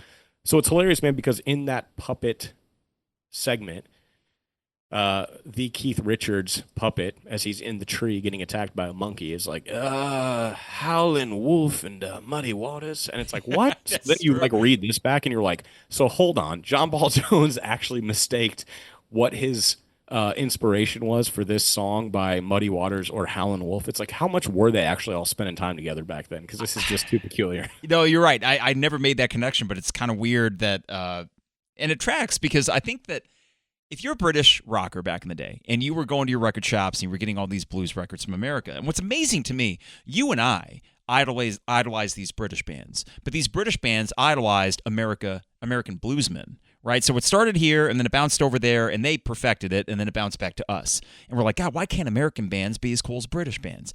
But anyway, the Smokestack Lightning thing, if I recall, that song, I hope I'm getting this right, the riff is like, down, down, da da da da, ba dum, ba dum, ba bam, da da da da, ba da.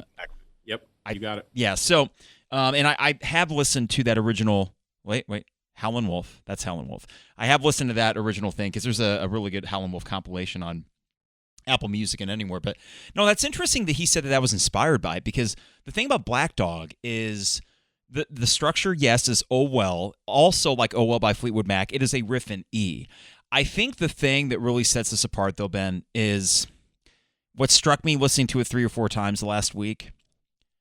Jimmy Page is on fire.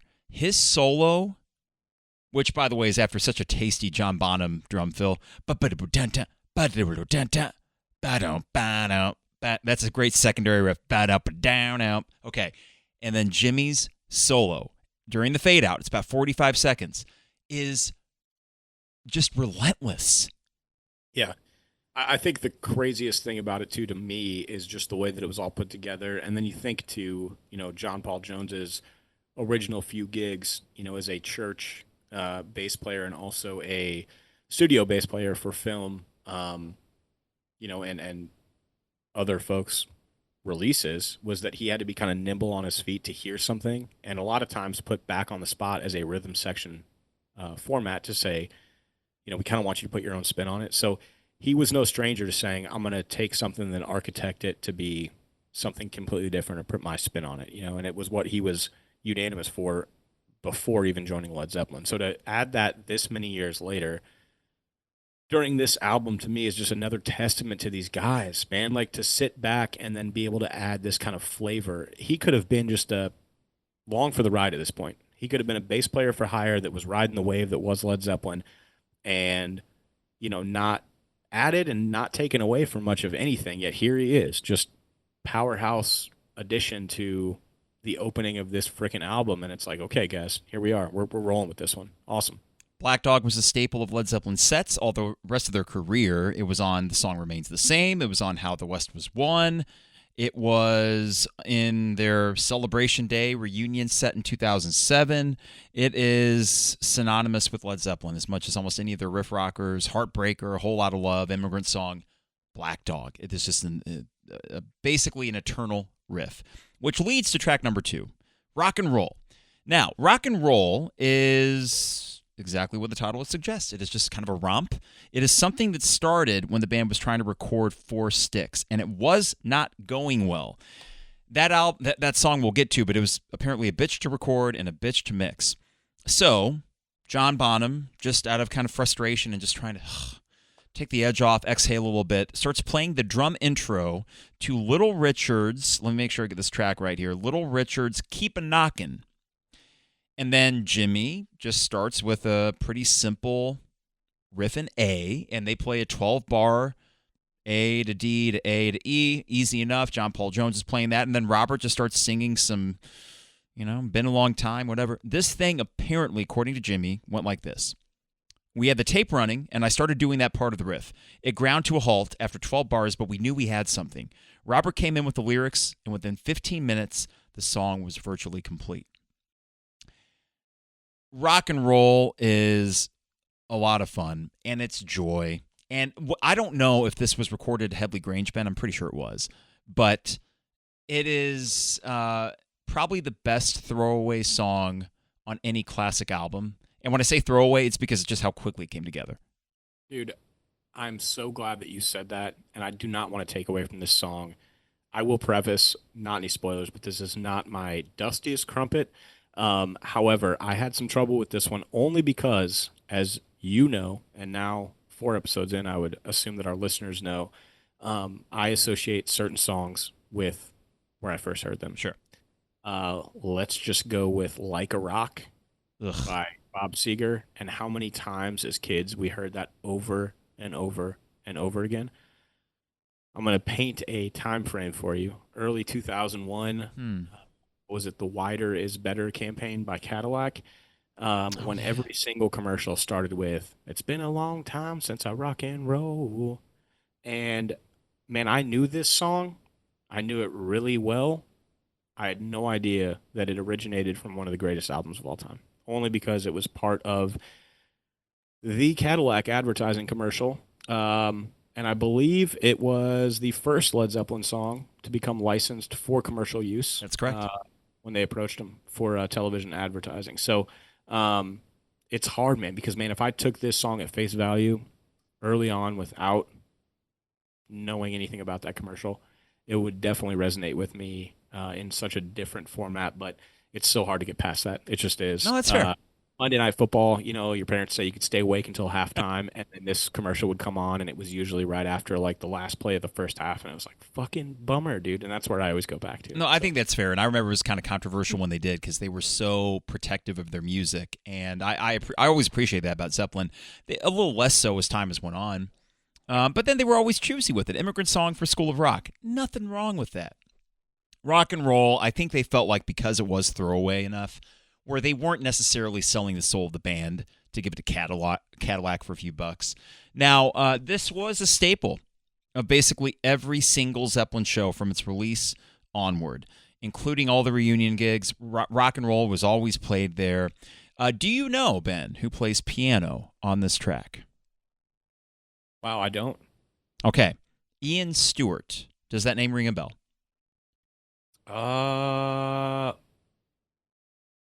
Why is that so familiar? Time Okay, out. so with Stones? Yes, so Ian Stewart was an original member of the Rolling Stones, but their manager, Andrew Loog Oldham, said he doesn't look the part. And if you look at Ian Stewart, he basically... he does not look the part. No, he does not. Yeah. I No, mean, I remember him from I don't even know what documentary we were watching. I think there's the whole reason that I resonate with knowing he's the Stones, but I didn't really know that he was actually a member. I think I just remember him distinctly from a documentary, which I can't remember. Perhaps it was that odd Jimi oh, Hendrix well, maybe that, but documentary. there was Gimme Shelter, which you might have watched about the Yeah, Altamont concert. yeah. And they also had one called Crossfire Hurricane on Netflix back in the day. But regardless, Ian Stewart hung around with the Stones. They kept him on the Entourage, and he would even play piano kind of back in the shadows on their stage sometimes. But Ian Stewart came to Headley Grange, and he was hanging out for some of the sessions, and he was doing the plinky-plinky on the piano.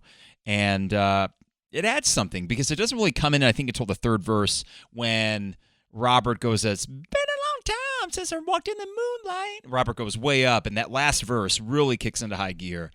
And cool to have a boogie woogie piano player there. What other Zeppelin song, Ben, does Ian Stewart appear on?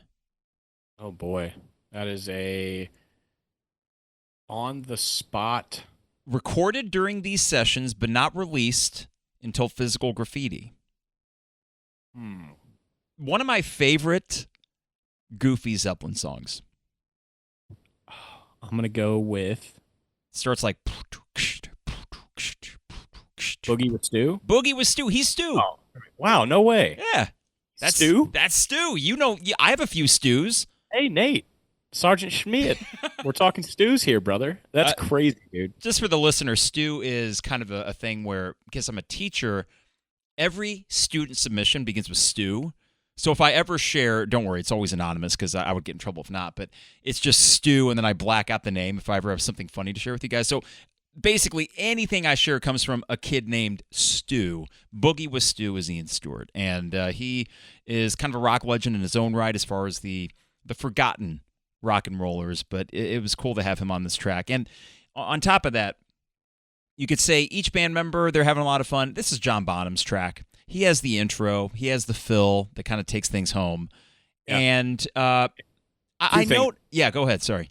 Two things come to mind too when I'm maneuvering through this record version of the track, which through some deep research, come to find out about live performances that Plant's vocals were so high on the recorded version that he had to alter the melodies during live performances so he could manage it more easily, which now, knowing that through this, I've not yet done it, but I want to go back to some of the live recordings and just listen to how he differentiates that. I also just want to know what the boys' reactions were as he belted this thing out, knowing that it was sort of an off-the-cuff jam that they were just going after, and he probably just went up there and it was like, whoa, we're definitely laying this thing down. The first couple verses are doable, but the last one is off the charts. And what he would do live is he would just simplify it. It's been a long time since I rock and roll. Like, he wouldn't go much higher than that, and I understand it. There was another song that we're going to talk about next week in Houses of the Holy, Over the Hills and Far Away. He's way up there. And he eventually changed it live in a way that really detracted from the song. I think Rock and Roll is a song where I think the best version is still the studio, but it's goofy enough where you could kind of get away with him just dicking around vocally, as he had to do as the years kind of passed, because, yes, his part is just way the frick up there. Yeah, and actually, now that you mentioned that, I distinctly can pick out a few live performances where it gets to that, that final run, and it's like, it's been a long time, and he kind of goes on the deeper side of things. He's like, been a long time, instead of, hitting the higher versions and stuff. Another one. Open your arms, open your arms, open your arms. Baby, let love come running in. He would do that live all the time. And I get it because, the dude's singing 3 hours a night and he's blowing his guts out. And usually this was either the opener, as I think it was on the 73 tour, and what you see in the song remains the same, or it was an encore or a closer. So, and if it was late in the set, good luck with that, because I don't know how we would even sing any of it. But again, a staple of Zeppelin shows. The band clearly holds it in high regard. It is a classic. I will be interested when we get to song rankings to see where you place it. Now, I'm more interested, to be quite honest, with where you're going to place this next one. The Battle of Evermore is the first fully acoustic song. Well, the first appearance of acoustic guitars in this album. Eerie intro. I mean, I'll say this. The intro of this song, the fade in. Jesus Christ. Okay. I mean, like, scary. It's frightening. I need to ask you, honestly, have you ever heard the song by Simon and Garfunkel, El Condor Pasa? No. I'll write it down right now to check it out. Okay, do that. And I almost want to just pause the pod because for you to listen to that and then go into this discussion would blow your mind clean off, dude. So the revisiting this album, Mike, I'm going through it, and like I've mentioned, I'm either driving or I'm mowing the lawn. And in this case, I actually woke up on Saturday and got outside while the family went to run errands, and I threw it on the wireless beats, and I just went at mowing the lawn. And it got to this, and it made me stop mowing and sit on the front step of my house and jog my memory of why it is so eerily similar to something I'd heard, and I had to dig really deep into my brain. And there is a movie with Reese Witherspoon. It's based on a book. She is a hiker. She's a heroin addict who goes on the hike, this really well-known hike on the ET. What's the ET? Appalachian Trail for the listeners. Sorry, I should have prefaced with that. The sorry, the AT, not ET. AT. Yeah, I was like ET. Appalachian Trail. And she basically, it's a journey for her to like kick the habit that she was on and the love that she left behind, which you gather from the book. But the movie is pretty good. But this song sort of plays over and over again from Simon and Garfunkel throughout the movie in some weird ways. And I just remember how that like opening intro put me in this weird mind headspace. And this did the same thing, man. So I sat there, and as soon as it clicked, I put that song on, and then I went back to Battle of Evermore, and I was like, fuck, this is really similar. And here's the crazy part is that El Condor Pasa, it's that song by Simon & Garfunkel, If I Could. So it's like, if I could, I only would. I'd rather be a hammer than a nail. I've never heard. You'll know it, but okay. Came out in 1970, man. So Zeppelin was no strangers to borrowing. No doubt. So I when this wraps up, before we close out the night tonight, I'm gonna make you listen to this one because man, it's eerie, but also awesome because it revokes the same exact eerie feeling inside, sort of like in a good way, fingers on the chalkboard, or just like kind of hair raising neck, peach fuzz. It's like, holy shit, what's going on right now? And the song hasn't even started yet. El Condor Pasa? If I Could, yeah. Okay. This song reminds me, when that intro starts, we're about to burn some witches. Salem witch trials, we got a camera kind of zooming in through the forest, barren trees. It's maybe like early winter, and you see this flame in the distance. And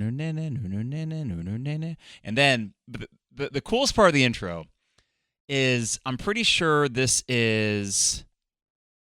Oh, God, what was Jimmy and John Paul playing? Because there's two mandolins on this. But it's... No. It's just that little pluck. Blam, blam. Blam, blam. Like, it just starts coming in during the intro. It's so freaking creepy. And I know it's all minor key stuff. This is not like reinventing the wheel. But this song does a really good job of setting a mood and a vibe. It's nighttime. Some dark shit is about to go down.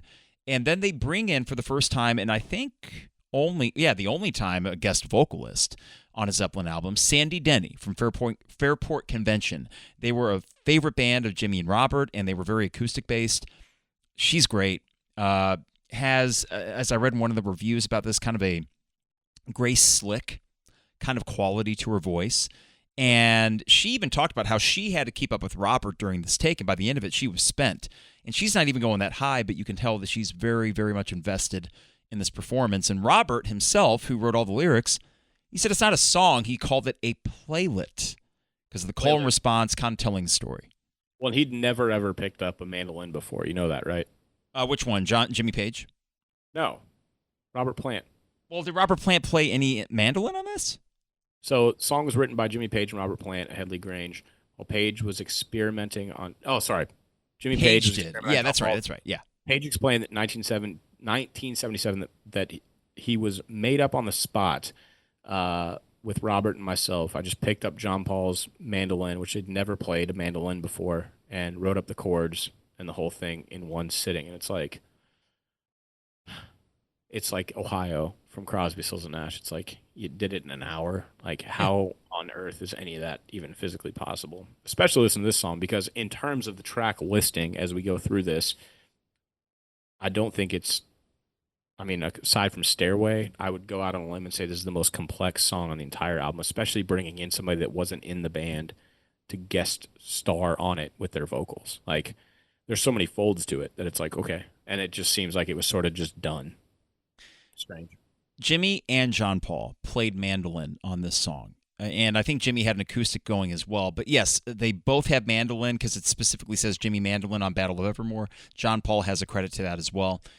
My favorite part of this song is where Robert and Sandy Denny are harmonizing maybe 4 minutes in, and they start going lower and lower. He's like, like they get low. And then the chords go down before the final, bring it back, which is great. But it's right before that, the guitars and the mandolins are going, bring it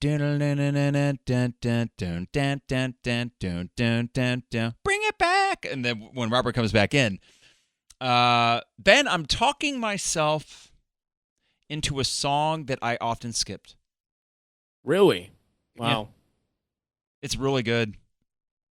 Yeah. No, I love it, man. This is one of those that just and I'll be honest with you, man, the first time I ever heard it was not, well, it probably was the album version, as I explained, that I was, in the comfy second story of my house listening to it with my dad. But I think for sure the first time that I'd heard it was done with Miss Allison Krauss from our hometown of Champaign, Illinois. They did one. I mean, they'd do it perfectly if they had. No, I just distinctly remember a version from Red Rocks. I think it was like late 2000s. Well, it probably would have been 08 or 09 when they did their album together. Yeah, and this was one that they would do live, which made me revisit, obviously, the album version. And, I mean, dude, the angelic nature of an Alison Krauss voice to me is something that's never been touched in any capacity. She is standalone, but then you revisit the album version and you listen to Sandy Denny and you're like, oh, holy shit, dude. Like, I mean, well done to both in essence, because they're both amazingly unique in its own right. But I just got to this track on the album for the first run through on vinyl and then again on the headphones as I was mowing the lawn, and it's just impossible not to feel this weight that comes with this song. Especially after you think about it, man, we have been blazing through these albums. So 1, 2, 3, standalone Robert Plant, maybe some of his own echoed backing vocals of himself and things like that, but nobody else. And then all of a sudden, magically, we're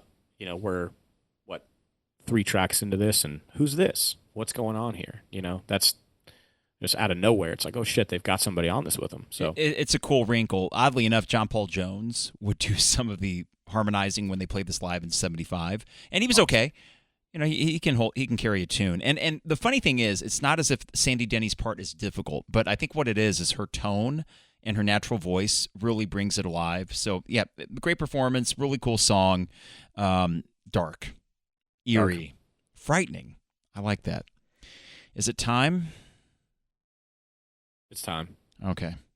Stairway to Heaven. In talking about this, Ben, we're about to enter a territory that we've only scratched the surface on with Whole Lotta Love, with Immigrant Song, these songs that are just ubiquitous, and we've heard them a bajillion times. Stairway to Heaven is a unique beast. It is commonly called the most requested song in rock radio history. It was, for a time, played at many people's funerals, maybe still to this day every now and then. No Stairway, denied. It is. It's in Wayne's World, and well put. And by the way, what's so weird about Wayne's World? When they did the No Stairway Denied, for years, I never saw it in the theater. They did not, when they had the home video release, get the clearance to use the Stairway riff. Right. I read that in lore, and that was years ago. This was completely outside of doing this pod, and actually, it didn't even occur to me until we just jumped into this to add a wrinkle of Wayne's World into it. But I just, it's definitely something that you think about when what song are you going to play when you enter the music store and you pick up a guitar. I mean, there's few, that come to mind if you know any kind of riff. So Yeah, I think that this song, we talked at the beginning of this, and we don't need to delve back into that, but our first impressions with it. And what I was trying to do this week is try to listen to it back and pretend I hadn't listened to it 500 times already. Mm-hmm. But I will say that there was one other time that I listened to this song and it really hit. I was driving back from our good friend Danny's wedding back in 2013. And the drive from New Harmony, Indiana, back to Champaign, you could take the interstate, but you could also take back road 2-lane highways. And in southern Illinois, it's a little bit more hilly and you got more trees, and it's pretty beautiful, actually. So I'm cruising through there, and here was what my audio setup was in the old Honda Accord. I would have the iPod on that FM radio transmitter, and then I would plug earbuds into the iPod. So what I would get is the bass would come through my Accord speakers, and I'd pump up that volume. And meanwhile, I'd get like close proximity audio through my earbuds, so I could crank shit, and I would feel it, and I would hear it at the same time. I'm going over the speed limit. I'm going up and down hills in southern Illinois and listening to Stairway to Heaven. And goddamn, if by the time it gets to the end, I'm not like, that's the greatest song ever written. There is a reason why this song is held in such high regard. And what I don't want to happen is for people to forget just how freaking good it was only because they've heard it a bajillion times. This is that good. It is a masterpiece. And I mentioned intentional masterpiece. Jimmy knew it. I mean, when he wrote it, he knew from, I want to make sure I get the quote here so I get this correct here. Jimmy says, I thought it crystallized the essence of the band. It had everything there, and it showed us at our best as a band and as a unit.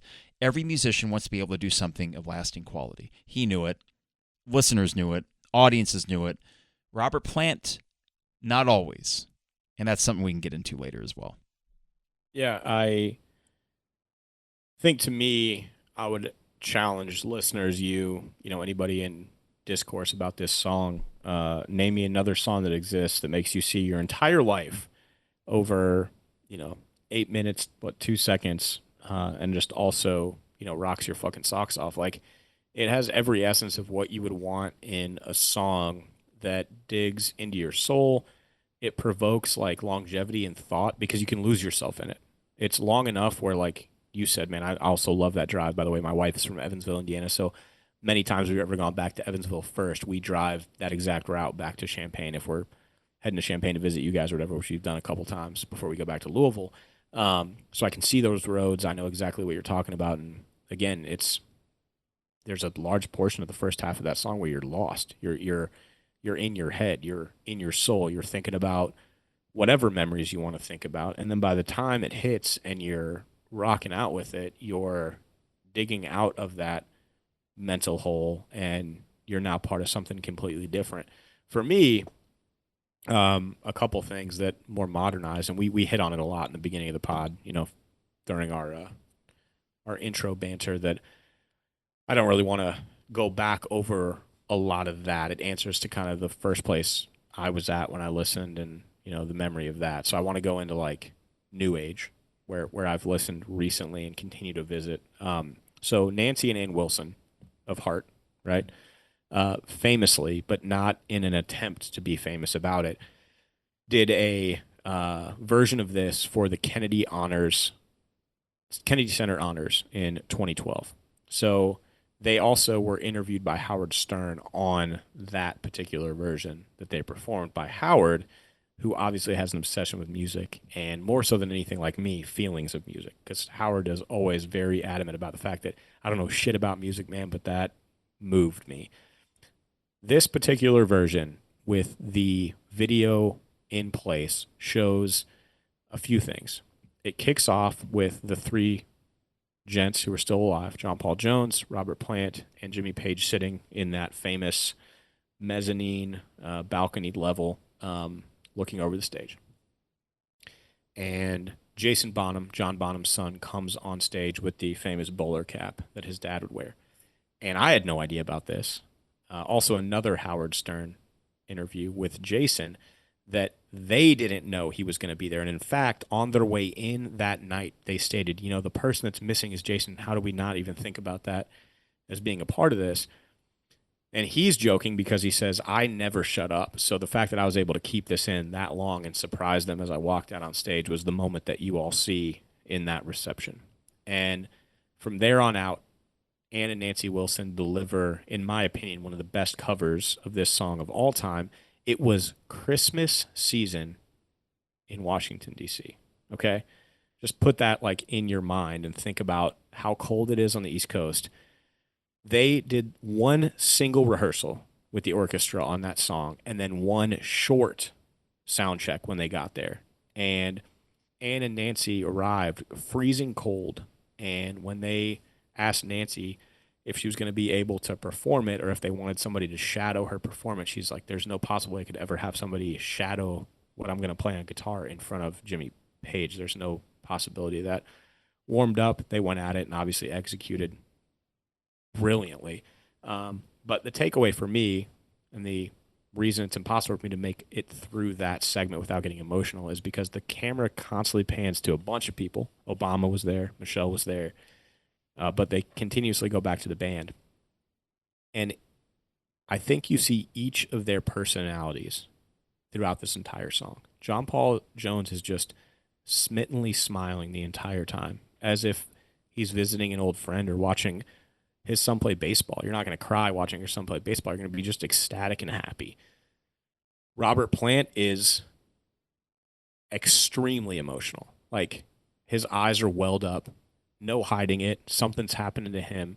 And Jimmy is doing what Jimmy always does. He kind of purses his lips and he's spitting air. Like air guitaring almost. Or he's timing something, or he's thinking about the production behind the scenes of what's happening with the song, which I always love. He does it on stage. He does it as he's watching music. But I always thought about what was going through Robert's head, and he actually described it also, ironically enough, on Howard Stern by himself, that he had no idea that Jason was going to be there. And he said, whenever I saw Jason come on stage and begin to perform that song, the way it was done, and then the level of which Nancy and Ann performed it with the orchestra, I realized what a monumental loss we'd gone through in losing John. So it was all hitting him at one time, which you can imagine, because the levels of that song, like I said, it makes you dig deep into your soul and think clearly about things you maybe not have thought of in a long time. It takes you to a place that is undeniable. So that just, it really got me, that whole story. And then also, in New Age lore, I think about every time Dave Matthews Band plays Watchtower now, we are lucky enough to get the Stairway outro with Timmy and the band, because they do a bang-up job of the instrumental side of things. I mean, I love the way they do it, and I always look forward to it because it's as close to a live version of anything that I love through Zeppelin that I'm going to get now. And it usually comes at a great time during the show, and, it's dark and, it's nearing the end, so it always kind of hits off without a hitch. But you mentioned it was a flawless performance at the Kennedy Honors, and those three guys were on Letterman a few days later and kind of recounted it and how blown away they were by it. And what struck me about that recounting of it, with Jason showing up, John Bonham, this is Jimmy Page's song, if we're really to give it to one guy, even though it is the band collectively that makes this take off, but John Bonham doesn't come in until halfway through. And it just struck me that this band is full of 4 virtuosic musicians, and yet they are so tasteful in what they do. What is John Bonham's entry? Bum, bum, bum, bum, psh. That's fucking it. Snare, rack, rack, floor. Okay, easy. And then he does save one monumental drum fill until the outro. And it is just an absolutely perfectly placed thing where, yes, I do remember the first time I heard this, Ben, the guitar solo hit, but the first time I heard that drum fill was when I said, I want to be a drummer. I think that would be fun. And I've never been able to play that fill the way he has. And not that many drummers probably can, at least the way that he does. But this song, I want to give a song that has been given so many flowers over the years its due credit, and not gloss over the fact that we've just been, naturally as rock music fans, hit over the head with it for our entire lives. And thank goodness that it's this song and not others that we've been hitting over the head with. But the tricky thing as a music listener is that when you get that to this degree, it is sometimes difficult to remember how you felt the first few times you heard it and why it's what it is. Yeah, no doubt. I also accolades in terms of this song and it being played. You can imagine that over time, as you mentioned, which I do want you to get into now because you kind of teed it up here right before we got into this segment, which was, Robert's thoughts on the song as the years have gone on. When the Kennedy honors wrapped up, there was a dinner that followed, and Ann and Nancy Wilson, Kid Rock, Dave Grohl, and the three existing members of Led Zeppelin were all sitting at a table for dinner together. So obviously, as eloquently as Ann and Nancy Wilson can put it, Robert candidly kind of leaned over and said, that song is tough for us because it's all we've ever been asked about and what we usually talk about in interviews and what people bring up to us in passing and in serious conversations and how do we do it and what happened with it, that it sort of took on a mind of its own and took away from what we felt was other pieces of art that we loved just as much as that song. But for it to also be covered the way that you all just did it is incredible because we also don't feel like it's ever been played that well, unless we've done it, which, what else would you want to hear if you were trying to do justice to a song? Yeah. In that capacity. So not bad company to be in either. I'm not a huge Kid Rock fan, but in terms of Dave Grohl sitting with, with the guys at Led Zeppelin, not too shabby in terms of how that went over. But I'm with you, man. It's hard because it's like any great movie or full album. Sometimes things happen by accident. I think this was done more purposely because they knew what they had, but also probably didn't know it would be the end-all, be-all of what their existence is going to be for the rest of time. And I think Jimmy knew. Yeah. But Robert was uncomfortable with it, and it tracks with Robert's personality. Because if you think about his decision, they could have done a reunion tour in 2008. He's like, we did 2007 at the 2002 in London. I'm good. Walks away. He's always had an ability to do that and compartmentalize, whereas Jimmy is the proud papa, and Zeppelin is his baby, and Stairway to Heaven is the song he most wants the band remembered by. And Robert Plant, meanwhile, wants Kashmir to be the song they're most remembered by. And I think, though, your story about the Kennedy Center honors and Robert, what he said to the Wilson sisters, I think he's come to peace with it. They did play it at the 2007 reunion show, and they played it convincingly, and Robert sang it with conviction. But in previous reunion shows, like the Rock and Roll Hall of Fame induction at Live Aid, oh, God, like the Live Aid performance was just bad across the board. But he said this. He said, there's only so many times you can sing it and mean it. And I understand that. Imagine if you have been beaten over the head with a song that you wrote and you like, but you don't think it's your best. And then the guitars start and you're like, shit, man, 8 more minutes of this? I got like 12 verses and I got to, ugh. I think to resonate even further, it would be like every single Friday night you have to recite your wedding vows to your wife. Mm-hmm. And you hope that every single week for the rest of eternity it's going to resonate the way that it did the first time. It would be virtually impossible. And let it live where it lives and be okay with that. And you're right, man, because right after the Kennedy Center Honors show wrapped up, there was a huge bout of rumors because of how well it was done and the fact that Jason was playing drums, that it was sparking a reunion tour of the band going out and performing together with Jason in tow as the drummer. So much so that it prompted Jason to proactively reach out to Robert and ask if that was true and if there was a possibility of it, to which he replied as eloquently as he could, saying that the past is the past and they've already stated that they're not going to go and do that and they're going to stick to it because it would just be way too difficult to recreate what's already happened and to go about it. And he even admits, he's like, it was the hardest thing to hear from basically your uncle that it's not happening, because I'm sure he was just as hungry as the rest of us to feel that. And there is a moment right at the end of Stairway live from the Kennedy Honors where he's going through his last little fill and he looks up at the sky. Jason, that is. It's just like, excuse my language, but fuck. I mean, it's just, to me, it does remind me of my dad. It brings us back. So I've already lost it because I've been watching Robert, subtly cry the entire time. But at that point, it's kind of when it all comes crashing down for me because I'm like, this is it. This is the full package. There's so much happening here, so many layers. It's Jason playing his dad's song and his dad's band while his dad's band is looking at him with this incredible version going on, and they've got to feel it, man. They know at that point they're on. The orchestra is killing it. So, like, the choir is killing it. It's like, what more could you want? But not to diminish just that version to what the band has also done. It's just, to me, a modern version of why that also is so important. And like you said, man, you give it so much love, so much love. People who don't know music at all, you'll say Stairway to Heaven and they know it, right? And they're probably tired of it. And it's like, have you ever actually listened to it? And then you put it on, and dude, I don't care who you are or where you're at, tell me that it doesn't move you once it's actually playing. Talk about it all you want, badmouth it, say you've got 100 other songs that would go before it, and then put it on. That's all I'd say. That's all I'd challenge you to do. So. Two more things I want to hit before we move on to side B. The guitar solo. We talked last week about Since I've Been Loving You. Amazing guitar solo. Jimmy Page is just a studio wizard, and he knows when to bring it and how to do it tastefully. In the studio, 3 attempts.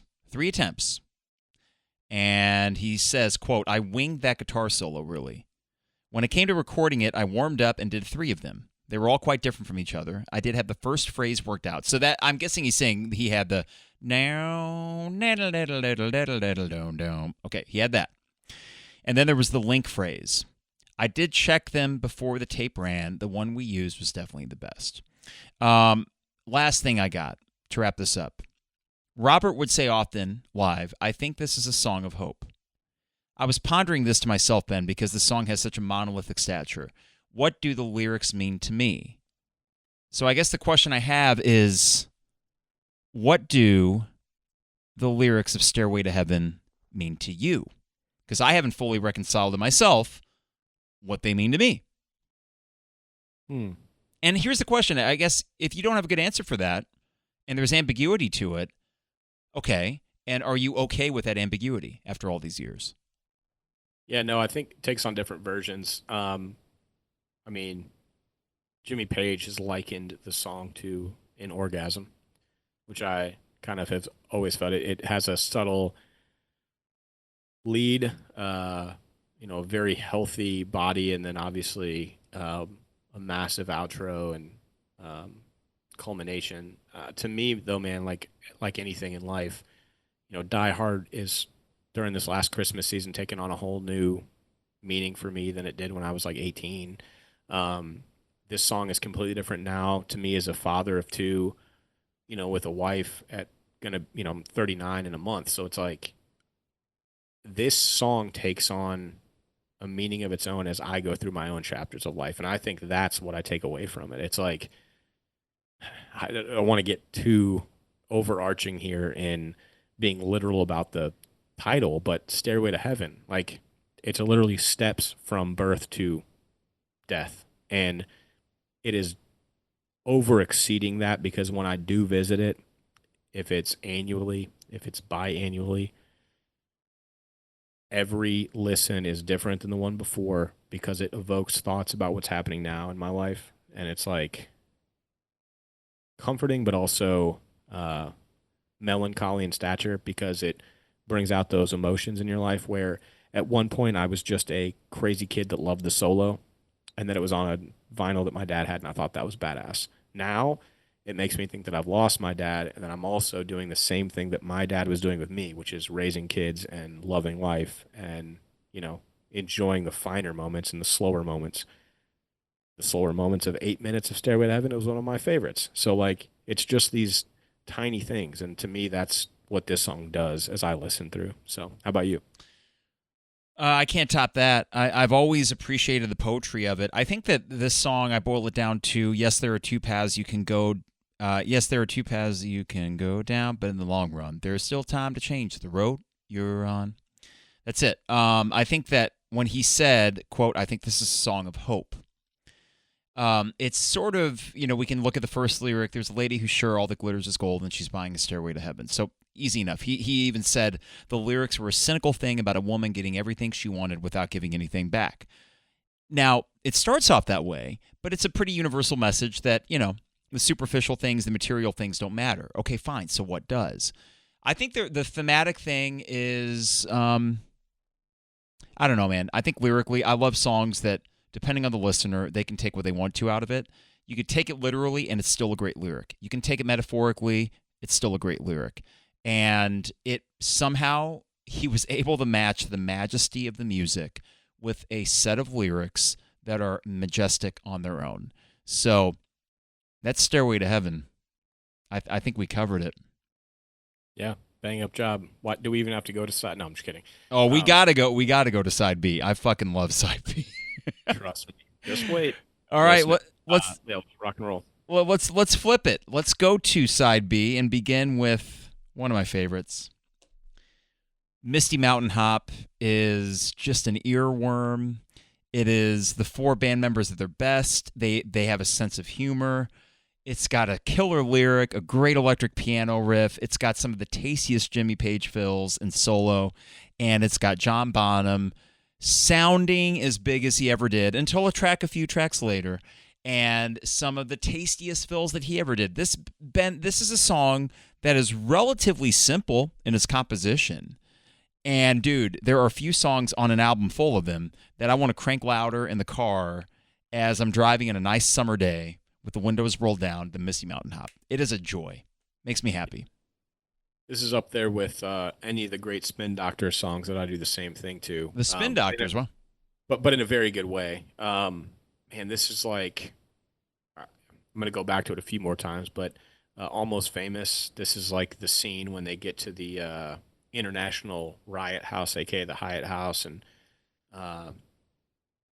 he always reminds me of Justin Long, but he's not Justin Long. He's the actor that's like the massive Zeppelin fan that's got like this T-shirt, Stairway to Heaven. He's got the John Paul Jones, the Jimmy Page has signed this pen, that moment, and that song is playing as they're doing the extravagant intro, and it's actually the spot where you sort of catch a glimpse of Bowie entering the hotel, frantically and stuff, and there's just all sorts of crazy shit going on as they're entering this hotel, and they're going down the hallway and doors are open and there's famous bands that are playing licks to songs, and it's just this moment that I think in terms of resonation, that was like where I got the first just like the flow and the swing that Misty Mountain Hop has. It's perfect for like exactly what it is in that movie. I mean, a perfect score moment, but also then, like you said, man, I could have my windows down, cruising, and banging every single lyric to this song as side B begins. And yet another example of a side B opener that, in my opinion, rivals the album opener, which is like, he does it again, dude. Like, you flip the album over and it's like, fuck, like undeniable. I mean, yeah, I'm with you. We talked about Heartbreaker in Led Zeppelin II episode, Heartbreaker or Misty Mountain Hop for side B openers, and we both said Misty Mountain Hop, and we love Heartbreaker, both of us. And I think the thing with Misty Mountain Hop that works in a very unique way is while it is an earworm, it is pretty weird. The first time I heard it, this na na na na na na na na, okay, but then Robert unleashes post every verse line and baby, like just the range that he has in that, which he didn't do live because how could he? But they did play it live quite a bit throughout the 70s. It was a staple of their shows. It was in, well, was it in The Song Remains the Same? I'm pretty sure it was, yeah, at least on the soundtrack album.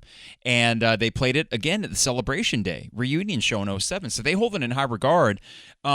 These lyrics I think are some of Robert's most observant of the time. It's a band that didn't do a lot of social commentary, if at all. This is one of the few cases in which he did, and he did so in a playful way with a little bit of Hobbit imagery to kind of set the tone. The idea being, we're hippies and they're fighting against the police, and we're going to stage this in sort of like a Hobbit-like battle in the Misty Mountains, which is where the title comes from, is the Hobbit. I want to throw this out there to you because we've been texting back and forth about misheard lyrics. I'm 38 at the time of recording. I've listened to this song for 3 decades. And I always thought that there was a line where he says, "Please, hey, whoopee cat." Me too. No BS. So for listeners, Mike and I try our best not to discourse pretty much at all about any of these type of details the week or days leading up to a pod recording, depending on when we're doing them. Just for the sole sake that I feel like this kind of bolt of lightning that we'll get is from this type of discussion in the moment, and it doesn't let us prepare much for it, which I love. However, in going through some of our notes, just for the basis and the format of how we were going to execute against each album, I happened to wander across that late this afternoon, and I saw "Please, Hey, Whoopee Cat." I didn't read any further. I just saw that, and that has been the lyric that I've heard my entire life as well. No BS. I also challenge our listeners to listen back to it, because if you don't hear "Whoopee Cat," I don't know what the hell you're listening to. Until you hear and see plain as day that it's "Please, hey, would you care?" Which is like, fine. What? It's great, but Mike, I'm gonna go out on a limb and say that your version of "Whoopee Cat" and the one that I heard actually is better, because I don't know what a fucking whoopee cat is, but I love it. And "Please, hey, would you care" is fine, but how weird is it that I've also heard that? And I bet probably our listeners heard the same thing. I think everybody would pause right now and go scramble to listen to it. I hope that's what it evokes. It's whoopee cat. I want to let you finish on that thought too, but for me, early on, walking in the park just the other day, baby, and when this song had me dead to rights for the rest of the time is when he goes, what do you think I saw? I know. And it's like crowds of people see it, and it's like, holy shit, dude, like, you got me. No, like, it's it. You know what it is, Ben? It's the confidence in their songwriting at this point. This is why 3 and 4 are my favorite back-to-back in Zeppelin's catalog. And I'm not to say that I love other stuff that's coming up, and I'm really excited to get into that, to revisit some of them. But 3 and 4 I've listened to the most. And what struck me, Robert is at his peak. 4, he is even expanding upon his songwriting and lyric writing from the first. And I think the thing about Zeppelin IV and what we see on Misty Mountain Hop is a band that is just so assured of themselves.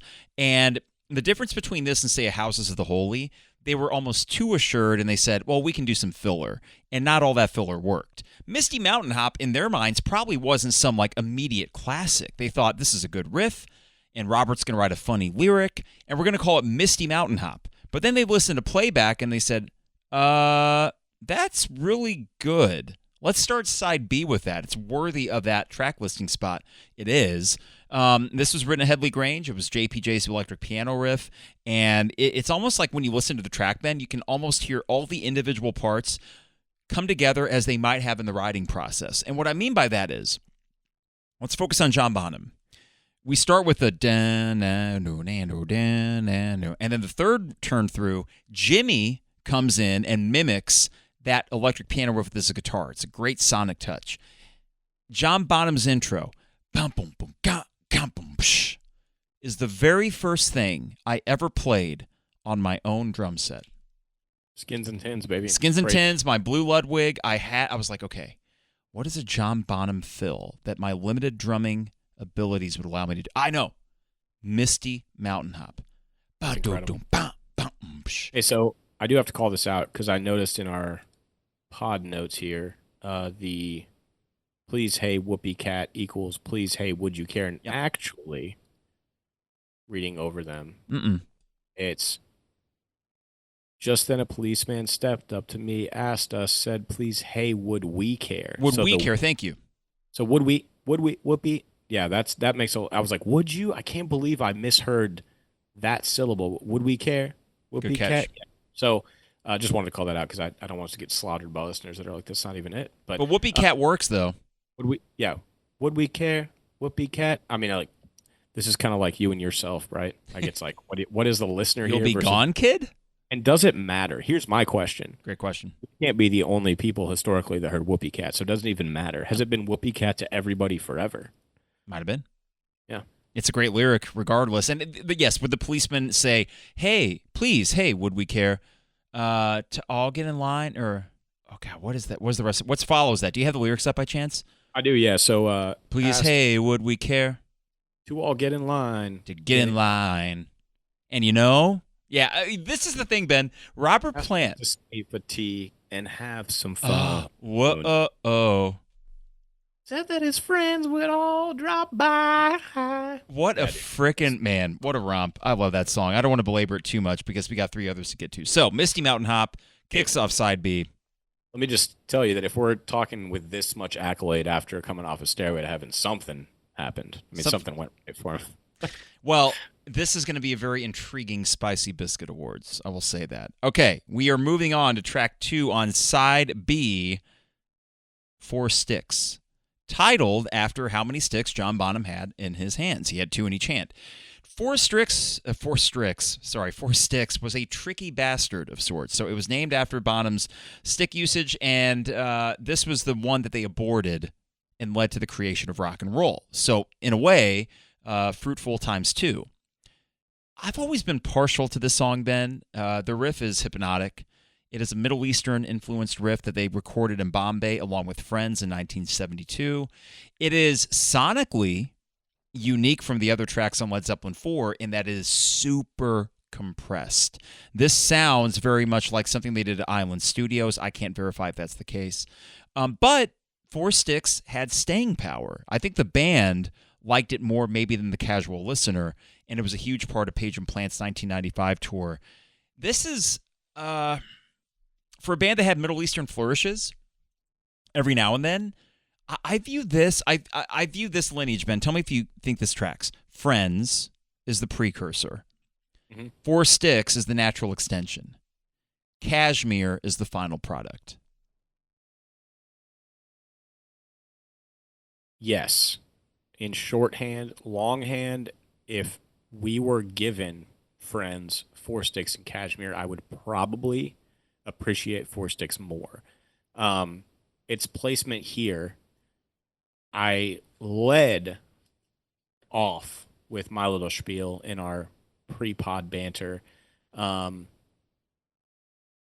giving this album its flowers in the fact that there is really no filler, there's no wasted notes.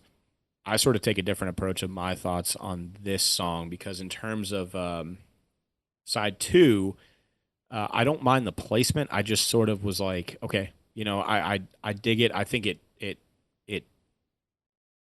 sways and gives me something. But man, if it were stuck between Friends and a Cashmere, you know, which would be impossible to do, obviously. But man, like live or something like that, I know for a fact that it would resonate a little bit harder for me than where it's sandwiched here. Not to take away from it, I do love it, but.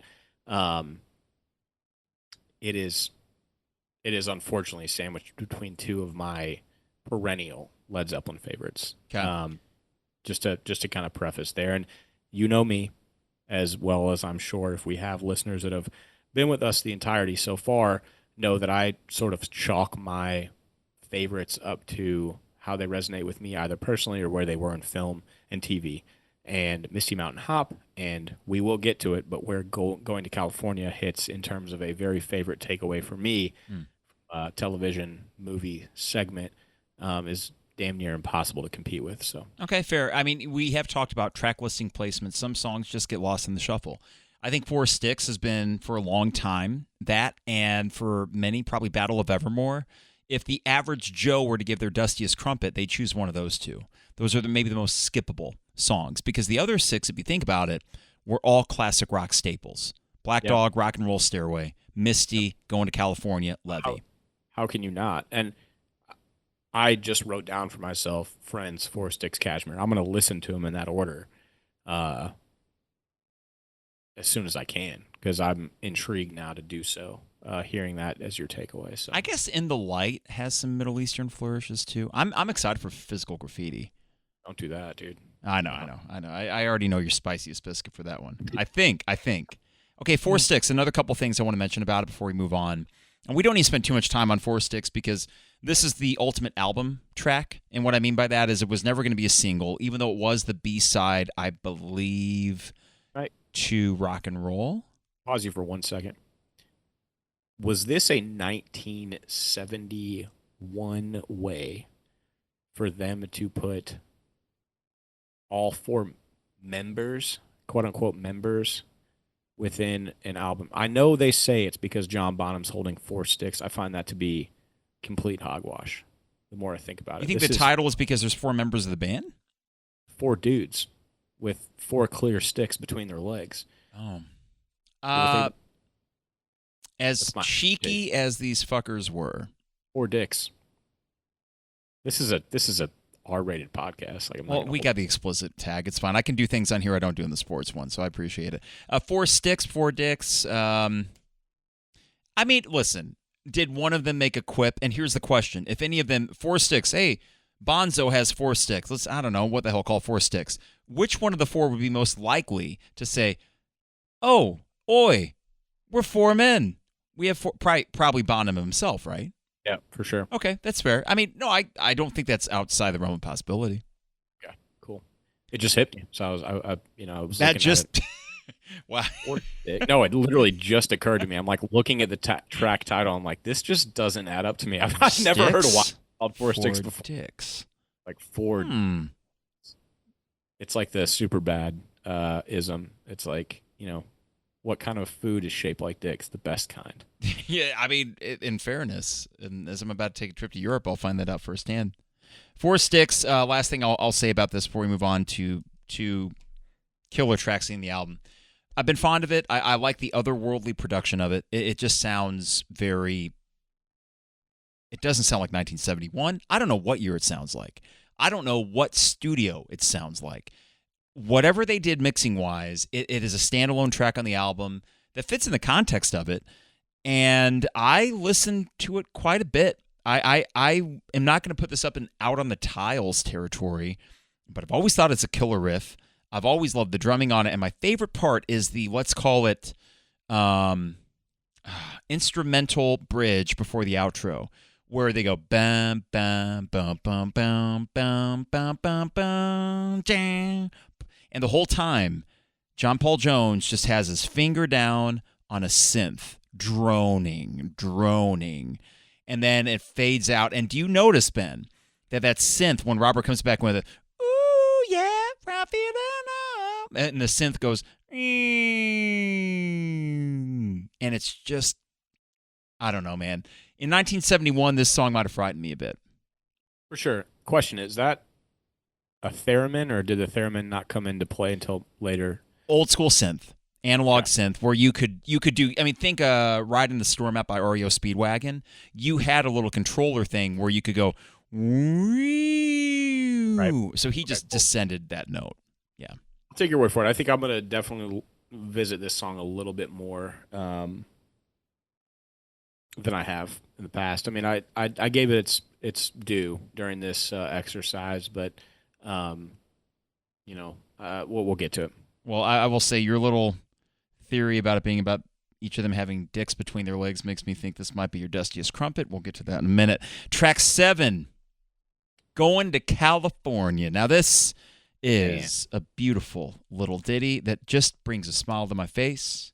Peculiar, real quick, to know now that this was inspired by Joni Mitchell, because to me, I got the Joni Mitchellism from Sandy Denny. Like, she has that quality, where it's like unmistakable in terms of Joni Mitchell does things to you, dude. Whether you're a Joni Mitchell fan or not, 100%. You can put on a song and it takes you to a place. And it may be a trip you don't want to go on. It may be one that you've been yearning for your whole life and you don't know it. I don't know what better way I could describe this song to a deaf person if I had to write it down. Like, this is a drug that you either need or you don't need in terms of going to California, to me anyway. I think, again, it's a title that sort of drives it in that direction, no pun intended. Going to California, what does that mean? I feel it. I feel the journey. I feel the trip, but also just the angelic like delivery that has a motherly quality to it. It has a comfort quality to it. It has a I want to snuggle up and just be in it. And then I'm just going to go ahead and deliver my spiel really quick to listeners that may or may not be a fan of Entourage, which me and the boys. Shout out to the 7R. This is spoiler alert. The final score for the final moments of the last season of Entourage during the exit, where that's right, yeah. Ari has pretty much accepted his fate to leave town. E and Sloan are rolling off into the sunset away from the boys, and they're all kind of splitting ways and parting out. And the entire time Going to California is in the background, and it's like taking you to a place because you know this is it. This is a wrap. Despite there being a movie following the series, this was it. So, and again, in Almost Famous, I mean, it has a flawless delivery to it, but the best way that I can describe it is just an angelic nature that is like, again, I mean, when you listen to it, it's like I've known this song exists, but I've never heard it before. And then when you do hear it and you revisit it, you just want to over and over again. There is longing in both this and That's the Way, but the difference is you mentioned That's the Way from Led Zeppelin III has a melancholic quality to it. This is not melancholic to me. This is sunny and bright, despite occasional, I love the little guitar thing after each verse where the song is in D, okay? Okay, great. But before each, or after each verse, they do this thing where they go B flat, C, D. They go, it's just the guitars. And then you'll hear right before Robert comes back in, took my chances on a big jet plane, never let them okay, great. The song, I keep using that word evocative, but I think this is where Zeppelin was really good at, where Robert might not have word for word been the best vocalist out there, but when he got really good at it, I think was when a song like this makes you want to buy a ticket to California and go find your long-lost love. That's all it's about, and the simplicity of that is really beautiful, and I think that for a guy that was still 21, maybe 22 years old when he wrote this, he was like, you know what? I know I'm married back home, and I'm sleeping with my wife's sister, but I want to be with Joni Mitchell. And think about this, Ben. He loved Joni Mitchell. He brought Sandy Denny on this album. He dated Tori Amos in the early 90s. He toured with Alison Krauss. And come on. I mean, I'm not trying to be crude or anything, but like, you're telling me that he and Alison Krauss didn't at one point on their two massive tours together just explore each other's company? Of course they did. Let me throw this out there to you. So, talk about the title of a track and how impactful it is. I'm going on a limb here and just saying that it wouldn't be as impactful for me if it were to have held the original title. Do you know what that original title was? Was it earthquake related? No, much more literal. Going to... It's California in the title. Yes. I've seen this, and for some reason I'm blanking. Guide to California, which does not have the oomph or the, as you put it, chutzpah. It doesn't have the motion is what it doesn't have. No, and to me, you're right. Going to California and what it does delivers and resonates with, like, first of all, we're Illinois kids, right? So to me, when I heard this song, I'm like everybody else did back in the day, you took a pilgrimage to California to find yourself and to make music with like-minded people and be in a more free, less conservative area of the country, right? That's my takeaway originally from it, is like, we're going to California. I got an aching in my heart. Like, it's Guide to California would have been bland and too literal in terms of, like, am I already in California? Am I maneuvering my way through California? Like, I'm an Illinois kid. I have no idea what the hell that means, but going to California, now we got something. So it's going to any place that you're not from. I mean, this is Robert Plant, who 3 years before had never been outside of the country. And now he's in one of the world's biggest rock bands, and he can write a paean to his long-lost love in California, Joni Mitchell. I get it. I mean, Joni Mitchell, the voice, there's something transfixing about it. And somehow, as you mentioned earlier, this song conjures up the quality that her voice could spin on any unsuspecting male listener. Yep. And you mentioned maternal. Yes, it's not just that I want to go to California to have relations with Joni Mitchell. It's, no, guys, you don't understand. This woman has a spell on me.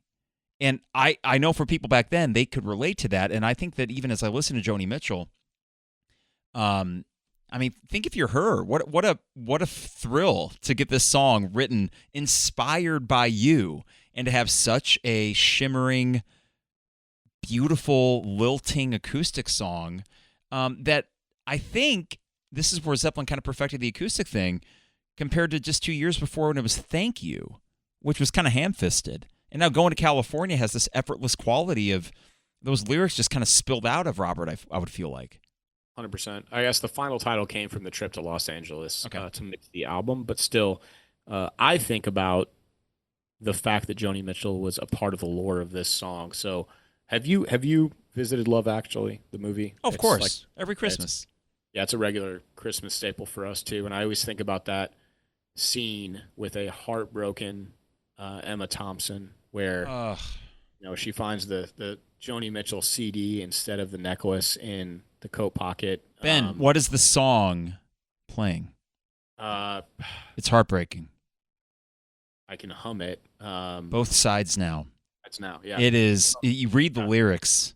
Oh, dude, it's Jesus. Again, in my head as I was referring to a song that takes you a place that you don't know if you need to go, I'm thinking of that song in my head. But she has this quote that says, "It was Joni Mitchell that taught your cold-hearted British wife how to feel."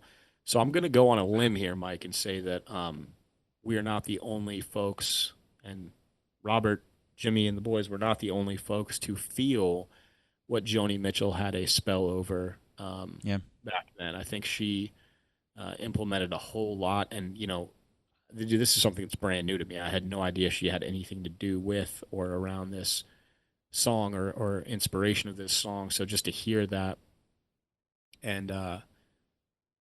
is incredible because it does exactly what I get from a Joni Mitchell song. So now it's sort of like the puzzle pieces are coming together, which is crazy. Cool. It works on every level. Great song. All right. This is it. Talk about just ending each side with a wallop. Yeah. When the Levee Breaks. Okay, now, this is a song that the origin of it, I think, is pretty interesting. They tried it at Island Studios in the early sessions of this album, and it didn't quite come together.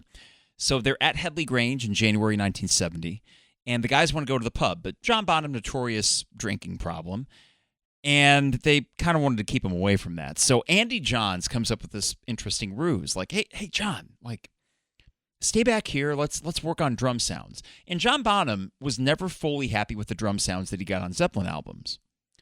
So John begrudgingly agrees, and then Robert and Jimmy and John Paul are like, okay, see ya. We're going to the whatever pub and have some cider and whatnot. Okay. So John Bonham and Andy Johns set up shop in the lobby of Headley Grange, and there's a big foyer with staircases going up 2-3 floors. And Andy Johns sets up 2 microphones on the second-story landing. These are, I want to make sure I get these microphones right. Did I get it down? Who gives a shit? 2 microphones, and this is, I want to read you 2 quotes from Andy Johns. The other guys were out having a drink. We were at the house, John Bonham and I. He complained he wasn't getting the sound he wanted, and I finally said to him, I've got an idea. We got his drums, put them in the hallway, 2 mics from the staircase, and pointed them towards a kit. I remember sitting there thinking it sounded utterly amazing, so I ran out of the truck, the Rolling Stones mobile studio, and said, Bonzo, you got to come in and hear this. He shouted, whoa, that's it. That's what I've been hearing. Add some Benson Echo Rec in the mix. That was an effect pedal. And there you get the iconic drum sound of When the Levee Breaks, matched by a mammoth performance from everybody else in the band. When the Levee Breaks, Ben, gun to the head. How many more times were When the Levee Breaks as an album closer? There's no wrong answer. I'm not putting you on the spot. When the Levee Breaks. Okay. I had to actually think about what you just asked me because it's not even competition for me. Fair. Yeah, It's easy. You know why I asked that, actually? Lester Bangs referenced How Many More Times in his review for Led Zeppelin IV, saying this is the best closer on a Zeppelin album since How Many More Times. So Lester Bangs, he liked How Many More Times as well. He liked this more. Yeah, this is one where I heard it, and again, a lot of memories conjured up from it. So as a kid, guess like 3 places I would go that had copious amounts of water surrounding it, or the lure of water surrounding it, would be Chicago, Oak Street Beach, North Avenue Beach, with Lake Michigan, but it just didn't have this like overwhelming quality. It was never like, the lake is gonna, swallow Chicago. Chicago was always monumental, and the city outweighs Lake Michigan like tenfold. The other is going down to St. Louis. So for listeners, like Champaign, Illinois, 2.5 hours south of Chicago, 2.5 hours north of St. Louis, and about 2 hours west of Indy. So like all easily accessible and pretty quick. To go to St. Louis, though, you cross that bridge, and you'd see the Ohio, and you're like, oh shit. So the Riverboat Casino. No doubt, yeah. But to me, it was... Oh, that was the Mississippi River, by the way. Mississippi, sorry, Mississippi. Yeah. Wow. Yeah, I live on the Ohio here in Louisville, so apologies there. For me, though, I would take a trip with my grandparents often to Galena, Illinois, right? And they have these famous locks that you can't miss. You go into town, and it's a quaint town, man. It's awesome. It's like very family friendly. It's historic. There's a ton of shit to do. But you pull in, and you pull basically through these locks. And we have them here in Louisville, like downtown, closer to the river. But as a kid, I just remember like driving through, and then my grandfather pointing out to me like, massive floodplain where like if it rains too much, or if shit gets too heavy, they close these things up, and you can't get in or out, but the city is safe, and until it kind of the water level goes down, and then they business as usual. And I remember like the first run through of this song in my head, like I have photographic memory, so I'm just like playing whatever I've experienced through the lyrics and the experience that is Led Zeppelin. I mean, it's like, this is probably the moment that I'm upstairs at Fair Street listening to my dad, and I hear Robert deliver, "If it keeps on raining, the levee's gonna break." And in my head, I'm literally thinking about a lock in Galena, Illinois, flooding, and that fucker breaking, and these people like in pandemonium because their locks are breaking. And the whole while, I'm sort of love Galena, Illinois. This is no crack on them, but I'm sort of excited because whatever Zeppelin's doing to me, I'm like, hell yes, dude. Like, and also at the same time, I'm taking it literally in the fact that the song is charging in such a way that the levee is going to break because the song is fucking pumping. And it's like, that's exactly what I feel like. It's like this flood, this endless motion of water that is more powerful than any man-made structure. Does that make sense? Yeah, for sure. Yeah. To me, this song, even the guitars have this sort of shimmering, wet quality to them. Jimmy treated them in a certain way. The drums are less of a drum set and more of like a tribal. Okay. Notice what I love about John Paul Jones' performance on this. The guy mastered the art of the octave and when to tastefully go down. And he waits until like 6 minutes in, the outro, to finally hit that low E. I forget what key this is in, regardless. Robert is fantastic throughout. You mentioned the imagery of this that you kind of conjured from going to Galena. My dad and I saw a Led Zeppelin planetarium show at Sterkel Planetarium at Parkland. And during one of the Levee Breaks, planetarium shows are so funny. It's just footage of floods. I mean, it was so literal. And yet, it kind of worked because what this song has is a sense of impending doom. Yeah. I don't know, man. This song from the outset, I have grown to love and appreciate as a rock music fan. Repetition and hypnotic drone-like riffs. And Jimmy Page would often talk about riffs as a mantra, where you sort of like Kashmir is a great example of this. It's the same thing over and over again, but it burrows its way into your gut, and you feel it, and you don't want that riff to ever stop. When the Levee Breaks is 7 minutes, and it's 7 well-earned minutes, where if it were 3 minutes, I'd hate it. And if it were 11 minutes, I'd love it even more because I never want this song to end. There is a demo on Coda Expanded Edition, If It Keeps on Raining. And you can tell from this early take, probably done at Island Studios, that was the incomplete version. But what they got here, Ben, is a bit of studio magic that they never quite got again. And that's for a band that had great albums after this. I can't say enough about this song. I listened to a live version today. It sucked. Yeah. Relative to the studio cut. Yeah, just I like to also read notes, other versions or sampling of this song, and this one is crazy to read up on because there's just endless anecdotes out there. But Robert Plant performed this song with Alison Krauss on their 2022 tour, so not that long ago. One concert reviewer described Plant's vocals as astonishing, channeling every flood he had seen in his 74 years into this emotional resonance of his voice. I want to, number one, ask that 74-year-old, like, how many fucking floods have you seen in your lifetime? He's from Birmingham in England. They don't even have rivers there, do they? I don't know. Maybe they do. But the other crazy notion about this is, can you name the famous Eminem song in which this song was sampled? No, but can you tell me which well, let me guess. Is it an earlier album that it came from, or like Marshall Mathers LP? Because I had that one. Yeah. Marshall Mathers LP. It's on that. Oh, I don't know. Which track? Kim. Oh, so that's the drum part. So they treated it pretty heavily. Dr. Dre had also sampled it long before that. Beastie Boys have yanked it. Massive Attack, Bjork, Sophie B. Hawkins. I mean, this is like a very notable thing, which is astonishing knowing the background of how they came up with how to record the song. It just shows like the depth, but also, again, man, they weren't trying to do that. I don't think they were trying to say this is going to stand the test of time in terms of the artistry here. It just sounds good. So like other people also say that fucking sounds awesome and we need to use it. This track, Ben, along with Funky Drummer by James Brown and the drum break in that, are the two most sampled drum beats in hip-hop history. And it's understandable why. And the one I remember with this on Beastie Boys, it was Paul's Boutique, which is an amazing album.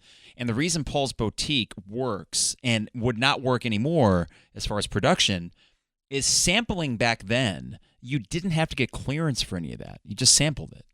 Yeah. So they just took, when the Levee Breaks, and they added some flange or something to it for staring down the barrel of a gun, son of a gun, something like that. Great album by itself. But yeah, When the Levee Breaks is the magisterial power of Led Zeppelin. That sounds a little pretentious, but it's true. And I think that every time I listen to this, there are some Zeppelin heavy hitters like Kashmir or Stairway that I've heard a bajillion times, and I don't necessarily go back to those immediately. I have never, ever once tired of When the Levee Breaks. I find it impossible. I think there's just some intangible quality to the song, as simple as it might be, that it's up there with their greatest studio works. It just is. And this is a band that, as good as they could be live, I think excelled even more in the studio. I think that's saying something, that this stands right up there at the very top of some of their best. 100%. What my largest takeaway was something that Jimmy Page said in the panning of the song's ending. Is one of his favorite mixes of the outro. When everything starts moving around except for the voice, which remains stationary. And it's like, again, one of those mastery moments where I listen to it, I've heard it 1,000 times, and until you read that quote, you're like, holy shit, that is why I love the outro of that so much, but I never understood the motion that was happening around just the stationary voice, which makes perfect sense. So. It's the motion. It's John Paul finally going down to the low octave and adding a little bit more to the subwoofer. And yes, it's the reverse echo on the guitar. The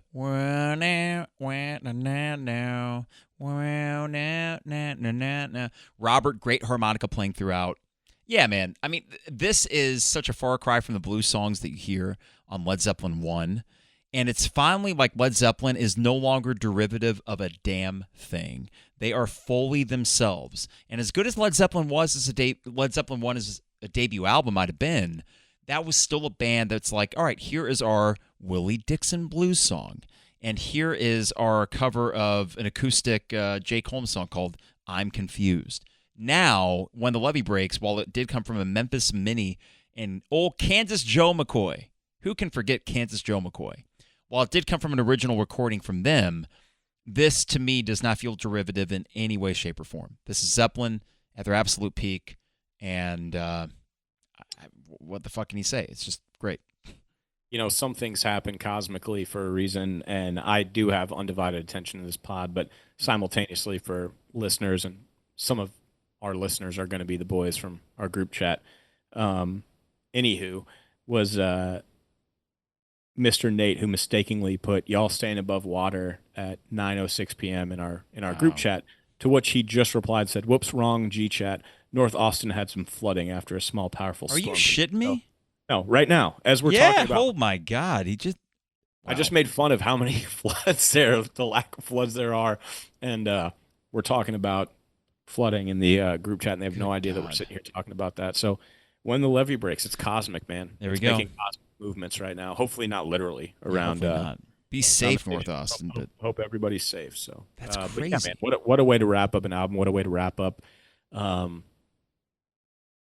a run of albums that there could have been so many missteps here. And kicking off the album in pure Jimmy Page fashion wasn't going to happen. Kicking off side 2 in the band's fashion wasn't going to happen. But to figure out an eloquent way to end this album, in my opinion, if I were there during this, I may have voted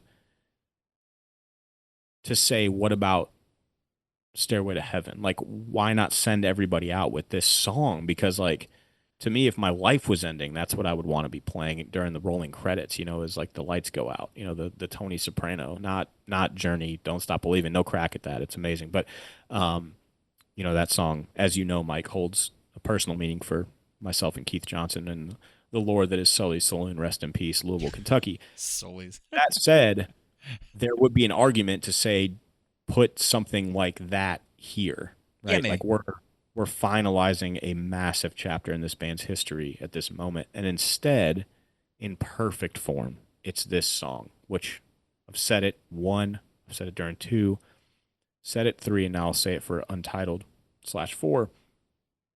This is a song that tees me up for being starving, dude. Like, I just hit an all-you-can-eat buffet, and for some reason, I'm now still hungry for more. I need something else. I need dessert.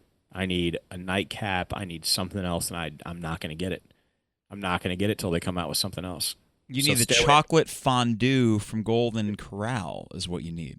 Ryan's? Oh, Ryan's Steakhouse? Love it. But listen, man, if it was Stairway, I may have felt compelled to be like, I can walk away, hook, line, and sinker. I'm done. Mm-hmm. You know, until I see you guys again. This is like, nope. You know, hungry, like thirsty, just not fully done. Something just happened to me. You guys just built me up. You put me through the ringer, and now here I am after this song, and I'm wanting even more. So I don't know. It's perfectly put together. The band did that with their closer in the next album too. We'll talk about that. Where it's like, I think about how that ends on House of the Holy. I'm like, oh, God damn it, I still love you guys. Come on, give me more. You know, so when the levee breaks, maybe the peak of that. Leave them wanting more, but also leave them feeling satisfied. Now, before we get to our Spiciest Biscuit Awards, let's get to the overall reception of this album. And unlike the first 3, this was nearly universal praise. I want to start with Lester Bangs. At this point, he's writing for Cream magazine. That's CREEM. It was a 70s fixture for rock music fans. And while he thought that Stairway was, quote, a thicket of misbegotten mush. Whoa, are we going to change our Dustiest Crumpet to thicket of misbegotten mush? The guy could write. That's good. The guy could fucking write. He concluded, at this point, they can do no wrong, as I'm concerned. And while parts of the album were predictable, he said, that's okay, quote, things as familiar as my own heartbeat, oftentimes with the quickest accelerators of the heart's pulse and stomping feet. So don't pay attention to anyone who tells you this album is just Zoso. I think Lester Bangs appreciated Zeppelin for what they were. It didn't move him like maybe some other artists did, but he appreciated their artistry and their power. And he said, listen, I know what I'm getting with the Led Zeppelin album. You know what I say with that, Ben, is to me, this is why I love AC/DC. I know what I'm getting with an AC/DC album.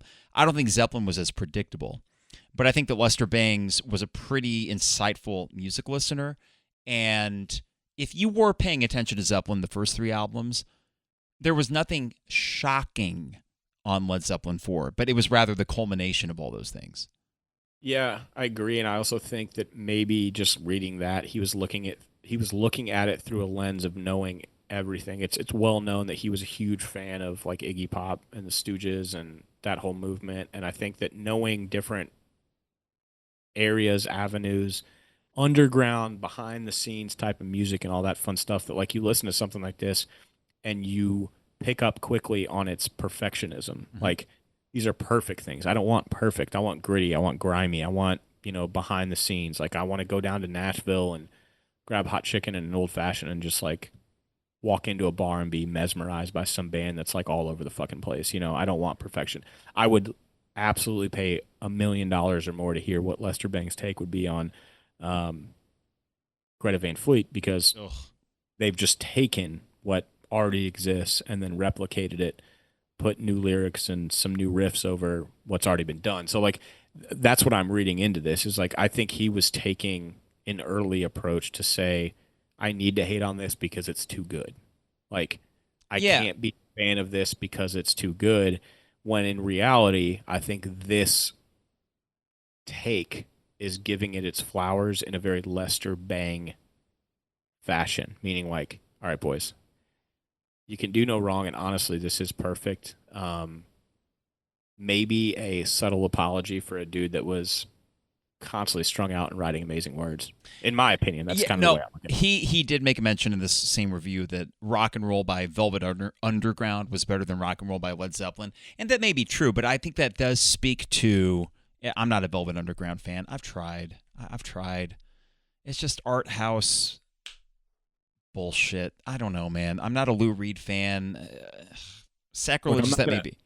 I'm not going to compare Lester Bangs to, a Skip Bayless, but I will at the same time, meaning like there is something to be said about folks who purposely go against the grain and ruffle feathers just to do so, because they know that everyone else is going with the stream, and you're going to get lost in translation if you are too with the in crowd. I think there was something back in the day to being the first to do it and to be quote unquote cute in doing it, where you're going to get noticed. You're going to get noticed by the band. You're going to get noticed by the record label and the recording studios, and they're going to want to know how to win you over. So this dude probably got more free meals and drinks than anybody back in the day, because everyone was trying to buy this dude for what he was ultimately going to put down on paper, and he wouldn't, So yeah. I respect him to one level. On the other half, it's like, yeah, dude, who else back in the day was doing this and giving them such a hard time in terms of what the result was? I also, again, like I said, kind of give him a cheers, because in the longevity of these albums, I think it's given it some propulsion behind it. Yeah. To say, hey, these things back in the day were criticized. There wasn't this constant like love for what the band was doing and how it was being received, which lets you kind of take it with a grain of salt as you go in, and then you are able to draw your own conclusion. This is the closest he would come to praising them, and I think that he did appreciate what they did, unlike the John Who's This Fat, whatever, I don't know what his name was, who criticized them for the first 3 albums. He never really went off that ledge. Lester Bangs was able to acquiesce a little bit as time went on.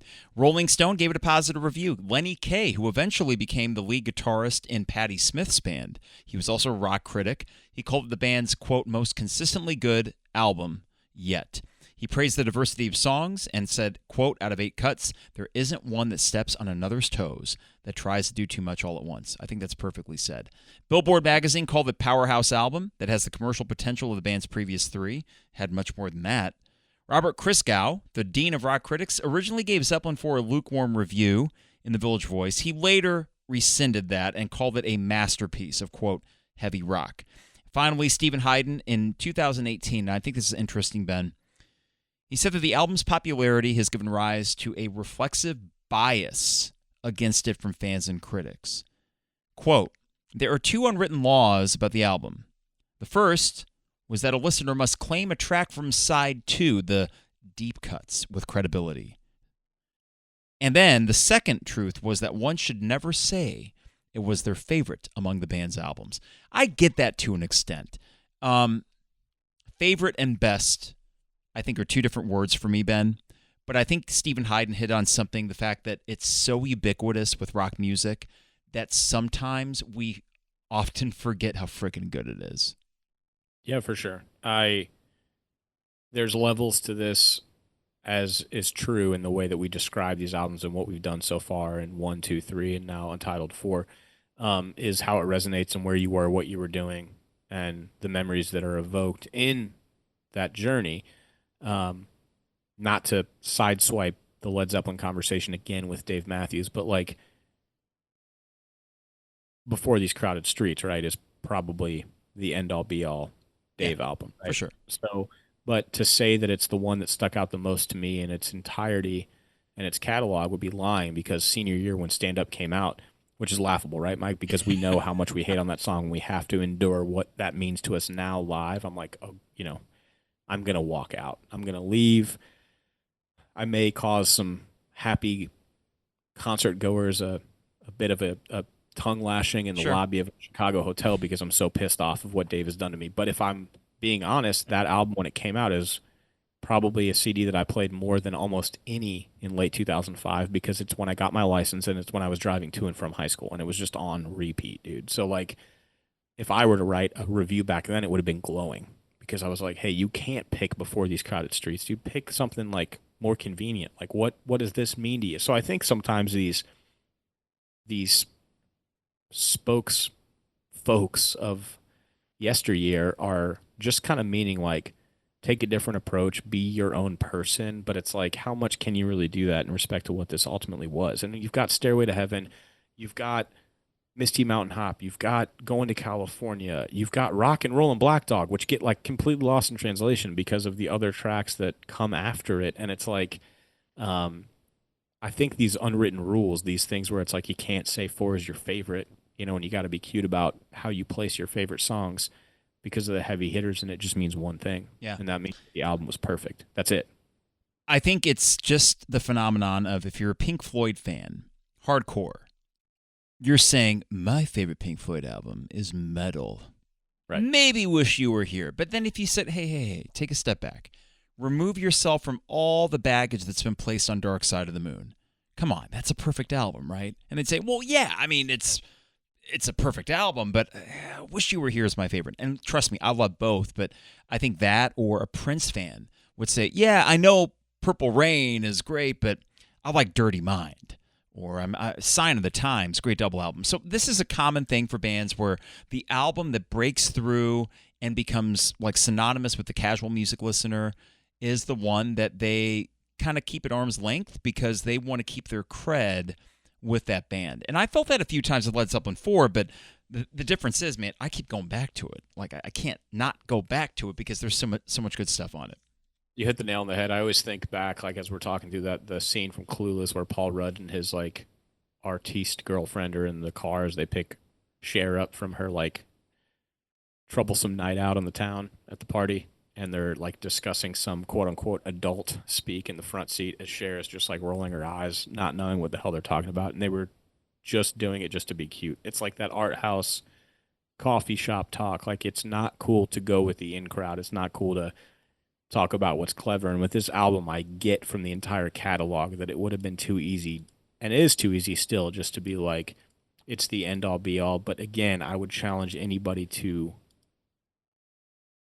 listen to it top to bottom and try to put their own spin on why they wouldn't. It's just not that easy. It's easy to do if you don't put yourself through it. Yeah. And then you try to critique it from the outside looking in, but jump into it and then make your own, discretion. So I feel good about it, man. I think that was top to bottom, just a flow, as if I were listening to the album. I'm happy with it, and I'm really eager to get to the awards ceremony here, because I know we're gonna be really. I think I'm gonna be surprised. I think you're gonna be surprised too. So the Spicy Biscuit Awards, spicy. This one is going to be very intriguing, Ben, because we're dealing with an album that has just been poured over many, many times. So let's start, as a quick review, the different categories that we have. I believe, if I'm going in order here, let me get my notes up here. The first one that we're going to do is Killer Line, which is a mix of lyric and delivery from Robert Plant. The second one is alternative album titles. Do I have that correct? That's correct. Okay. Third one would be MVP of the album. So which performer of the four had the best album? The fourth one is Side A versus Side B. And then we're going to wrap things up with our Dustiest Crumpet, which we think is the weakest of the 8 tracks. That will be difficult. And then maybe even more difficult is which one is the spiciest Biscuit, the best or most favorite song on the album. Ben, last week for Killer Line, I forget who went first. So I don't know. How should we begin this one, you think? I'll just kick it off, man. I don't think that we're really going to muddy water here. Hey-o. Hey. Back to how we go about this. So my Killer Line, and I always forget to do this, so forgive me here. If you need to load it, I can start. Yeah, you go ahead and fire away. I'm not going to get very complicated here. I poured over this, and I even pulled up the lyrics on A to Z lyrics and just made sure I wasn't missing a nugget. I did not go with the Stairway to Heaven lyric. Nor did I. I just went with, hey, hey, mama said the way you move, gonna make you sweat, gonna make you groove. Not for the lyric, but for the fact that they had the balls to start with Robert a cappella delivering what could be an otherwise cliche line, and the fucker sells it. Hey, hey, mama said the way you move, gonna make you sweat, gonna make you groove. Okay, Robert, you got me. And then the riff comes right after that, after a pregnant pause. It's not poetry. It's rock and roll. I love it. I kept going back to that and said, I'm going to stick with it. So that's my Killer Line. I love that. Mine is... Hey, Whoopee Cat? No, that would be hilarious, though. Verse 3 of When the Levee Breaks. Crying won't help you. Praying won't do you no good. And then he repeats it. No, crying won't help you. Praying won't do you no good. When the levee breaks, mama, you gotta move. And I'm like, I just remember being a kid hearing crying won't help, praying won't do you no good. And I'm like, it's blues. Okay, I got to give a shout out to a good friend of ours, good friend of mine, and my neighbor, new neighbor, but been a good friend of ours, mine for over 15 years now, Mr. Keith Johnson. He always makes this point to tell me, in the world of sales, like when you kick off a meeting in the morning and it's like, how we doing? And I'd say, I could tell you for real, but nobody would care. It's kind of the same delivery. It's like your audience oftentimes, and this is ironic saying on a podcast, but sometimes people just don't give a shit what you're saying. True. They care more about being listened to. And to me, hearing crying won't help, praying won't do you no good. In this terms, obviously it's a little bit more literal in terms of like the impending flood or the messaging that he was trying to bring. But I also just kind of distilled it down to just the line, and really saying that, like, taking too much time to worry about what you're going through or what issues are going on in your life or what's happening, you're doing a disservice to yourself and everybody around you because it's doing no good. Nobody gives a shit. Just move on, And in this song, the water is ever moving. So it's like, just get on with it, What's going to be will be. But that lyric stuck with me, and it was something as a kid. It was like, few from Metallica back in the day, like No Leaf Clover or anything else, where there's a few heavy hitting lyrics that just made you like go, holy fuck, like, yeah, hell yeah. I don't even know what I'm angsty about right now, but I'm angry and I'm ready to roll. This was one of those. So I like that. I was looking at When the Levee Breaks to find something. It's just blues lyrics, but I like that you picked that particular verse. Alternative album title. I'll start with it. Oh, no. You want to start with this one here? Yeah, I'll fire away. Okay. Dude, I really, because there are some actual alternative album titles that I want to hit on really quick. So Zoso was one of them. And obviously, you may or may not have run across them down the road, but a cover band of Led Zeppelin that Mike and I have seen, 2 or 3 times by now. Oh, so yeah. They do a bang-up great. job. So shout out to those boys. But to me, so every time you hear a band, if like it was named something else, totally different take on who they ultimately are. If Led Zeppelin was named Zoso, I don't know if I would look at them any differently. That's like an amazing name across the board. With the symbol, especially, is the visual. It's nothing, and it's just a symbol. So like, what is it? What does it mean? Nothing. It's like, what does Led Zeppelin mean? But Zoso was one. Runes was another. And then four symbols, four symbols, which actually intrigued me because I was thinking, like, is it symbols like logos or four symbols like musical symbols, like drum set? You know, I was like, I don't know. So that kind of invoked some thought. But anyway, there are some alternative because it's an untitled album. So there's a lot of lore out there. But mine was simply taking away from track 3, which is the sore thumb in terms of the naming credentials of all the songs, which is the Battle of Evermore, which immediately got me thinking about the Battle of Los Angeles, Rage Against the Machine, and how much I love the title of that album. And I'm thinking, man, like, this track listing and album would fully deliver if the name was the Battle of Evermore, because it's the battle forever, in my opinion. Ongoing. You listen to this album, it's just there. So that's what I named it, like a title track album, which would have thrown off critics and everybody else, like, because then they would have gone to that song and been like, okay, but that's what you chose to name the album after not naming an album yet. The other was the Untitled Testament.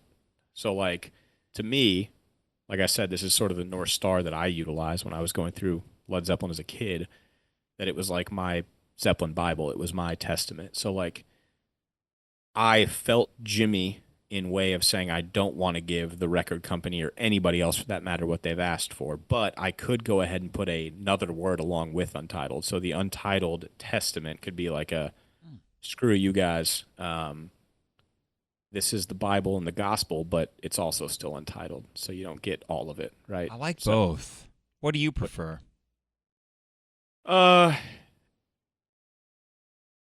For nature of just the exercise and the fact that it's completely alternative title, I'm going to go with the Untitled Testament, just because I think it's a middle finger while also being a little bit literal and having a title. But the Battle of Evermore, man, I mean, if it was, it would just be fitting because it's just a heavy hitter album that's perfect. So I wouldn't be angry at them for naming it that. And honestly, if they did, they probably would have not named the Battle of Evermore the Battle of Evermore. So it would have been something else.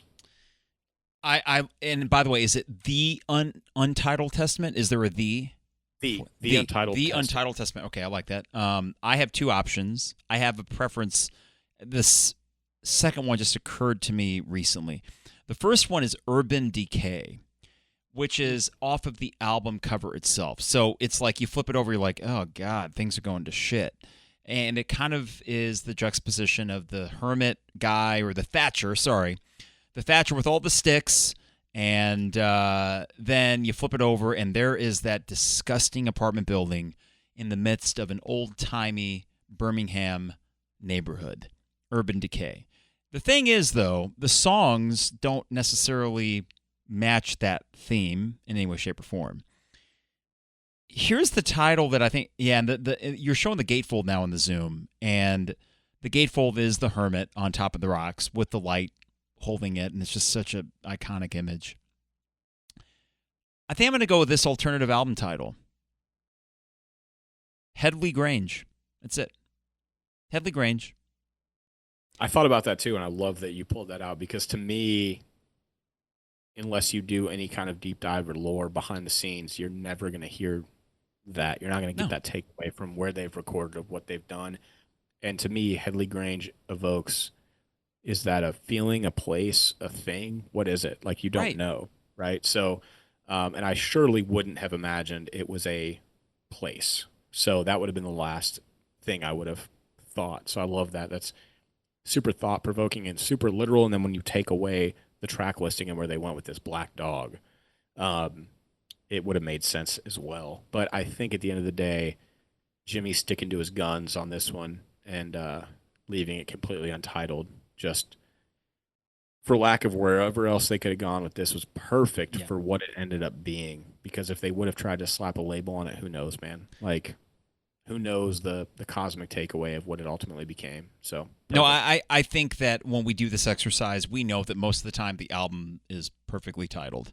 Because it's ingrained. It works already. So this is just I fun. will also be honest, though. I was more passionate about 1, 2, and 3 because I think leading up to that, it's like, all right, guys, like you could have been creative here. Was this just too much for you? Because like you did put it all out there with the product. I don't ever want the title to outweigh the product. I don't give a shit what an album is titled at the end of the day. But sometimes it's like, yeah, that makes perfect sense. However, 1, 2, and 3, it's like, you just run out of steam. Like, what was the deal, or is there a purpose behind this type of deal? This one specifically, though, I'm like totally okay with it being just what it is. So yeah, for sure. And Jimmy was adamant this would not be Led Zeppelin IV. Though, listen, for simplicity's sake, people calling it that is not offensive to Zeppelin fans or anything.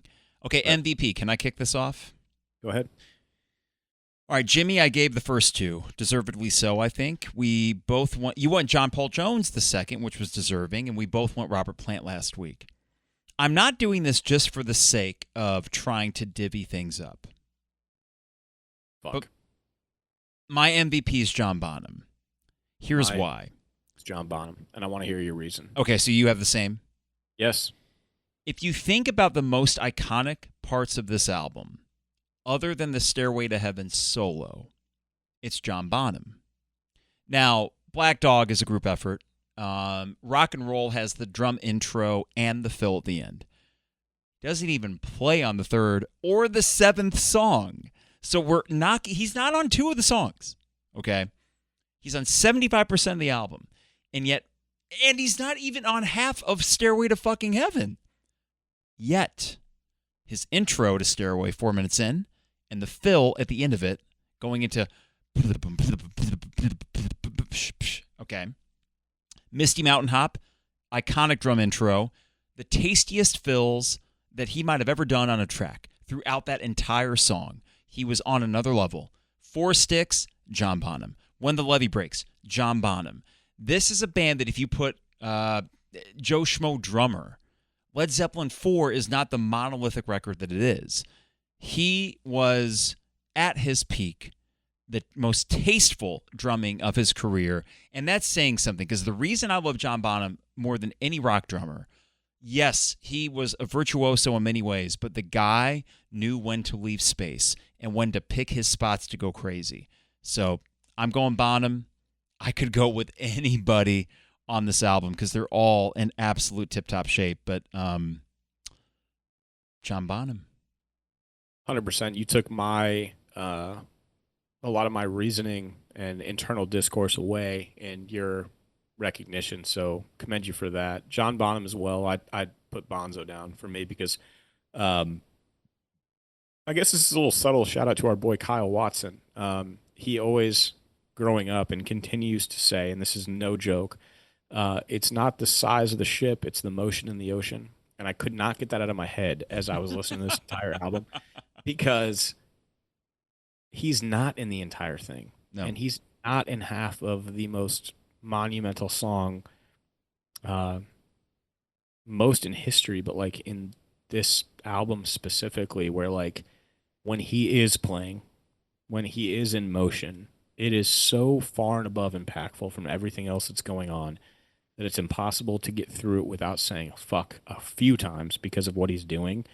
And that to me is how I let his skill rise to the top above the others. And it's not taking the skill away from, JPJ or Jimmy or Robert in any capacity. It's just like when he's doing his thing, he's doing it. And then the accident is like a thank you to the rest of the boys as well. So it's almost like an added team effort of how he approached When the Levee Breaks, because that was sort of the tipping point. It was like, how the fuck do you go on past this and you don't give flowers to the way that was done, completed, and then has stood the test of time because of how many countless times it's been sampled.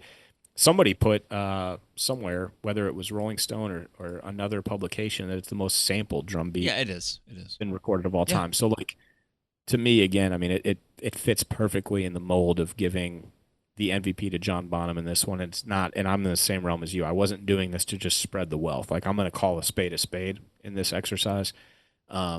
He was the overall MVP on this album. So that's high praise. That's high praise too.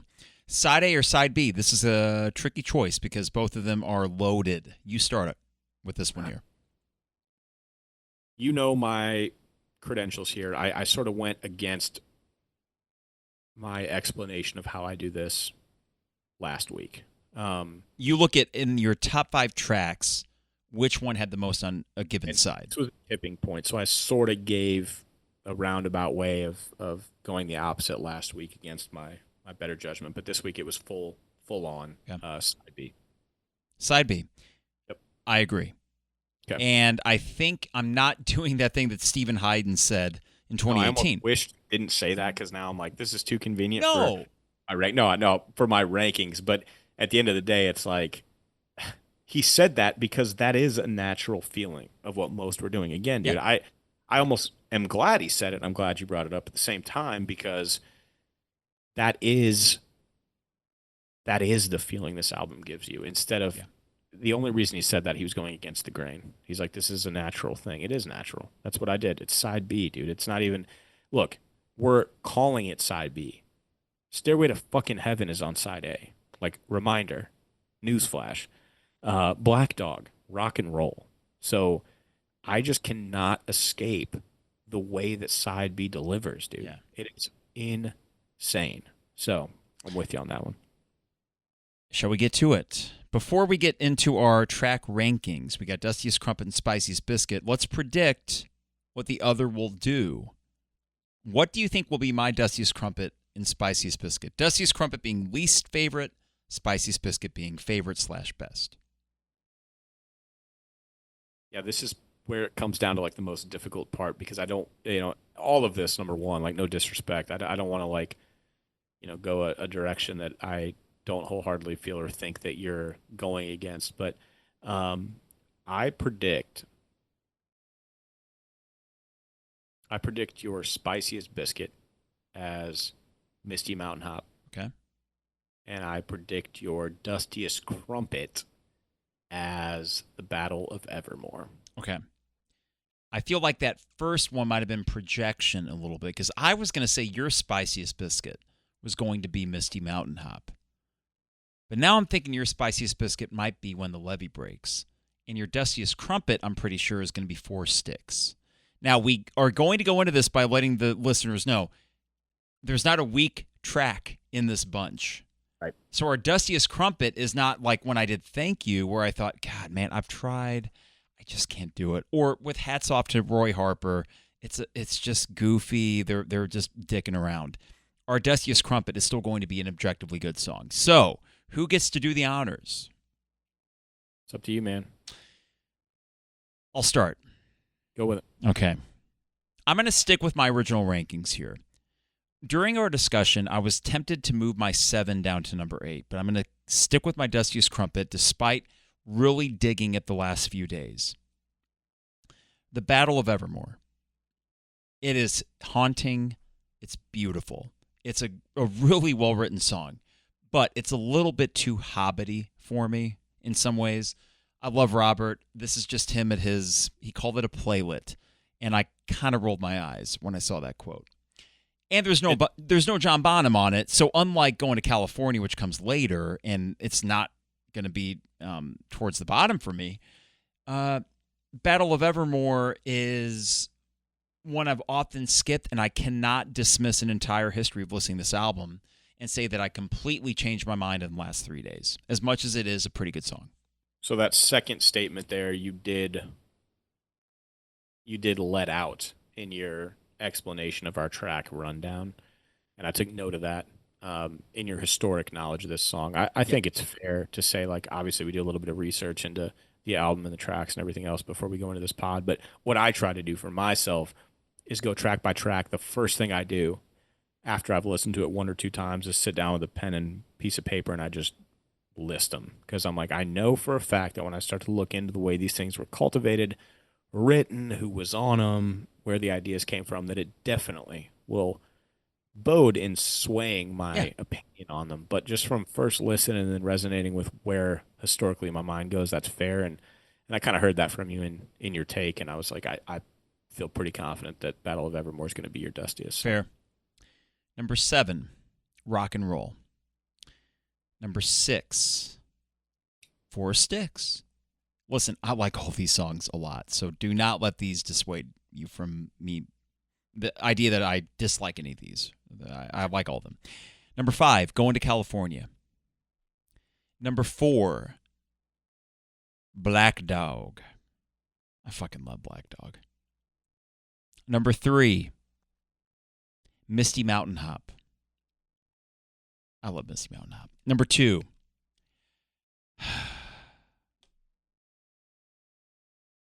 Stairway to Heaven. Number 1 is When the Levee Breaks. Why? Over Stairway. I go back to it the most. I've never once tired of it. If I had an iPod count of how many times I played that versus Stairway, Levee gets the advantage. Stairway had the advantage in my first 2 years as a Zeppelin fan, really getting into them. And why not? Because it's a perfect song. When the Levee Breaks, Stairway to Heaven, Misty Mountain Hop, in my mind, are all 10 out of 10s. They're all 10 out of 10s. Yep. Black Dog, you could argue. At worst, a 9 out of 10. Going to California, at worst, a 9, 8.5 out of 10. This album's loaded. Rock and Roll was as low as it was because it is a throwaway track, but I could not put that beneath Battle of Evermore because John Bonham. So, that's my 8. What are yours? I'm going to lead off this in a more unconventional way because we had 3 matches. So I'm going to go top to bottom. Because, wow. Starting with Spiciest Biscuit. Yeah, well, because we matched. Okay. My Spiciest Biscuit this is top. Dude, we're going to go through, I hope we go through an entire album ranking, and like I would be wholeheartedly surprised. I know a few songs that give this a run for its money, but When the Levee Breaks is just organically up there in and of itself. So that was 1. Number 2, Going to California. Wow. Love that song, though. Fuck, dude. Again, like the top 3, they're perfect. We matched on 3, Misty Mountain Hop. Stairway getting shafted. Stairway with 4, but it's not shafted. No, I know. How do I possibly give it more than what these other 3 songs do for me every listen? Like,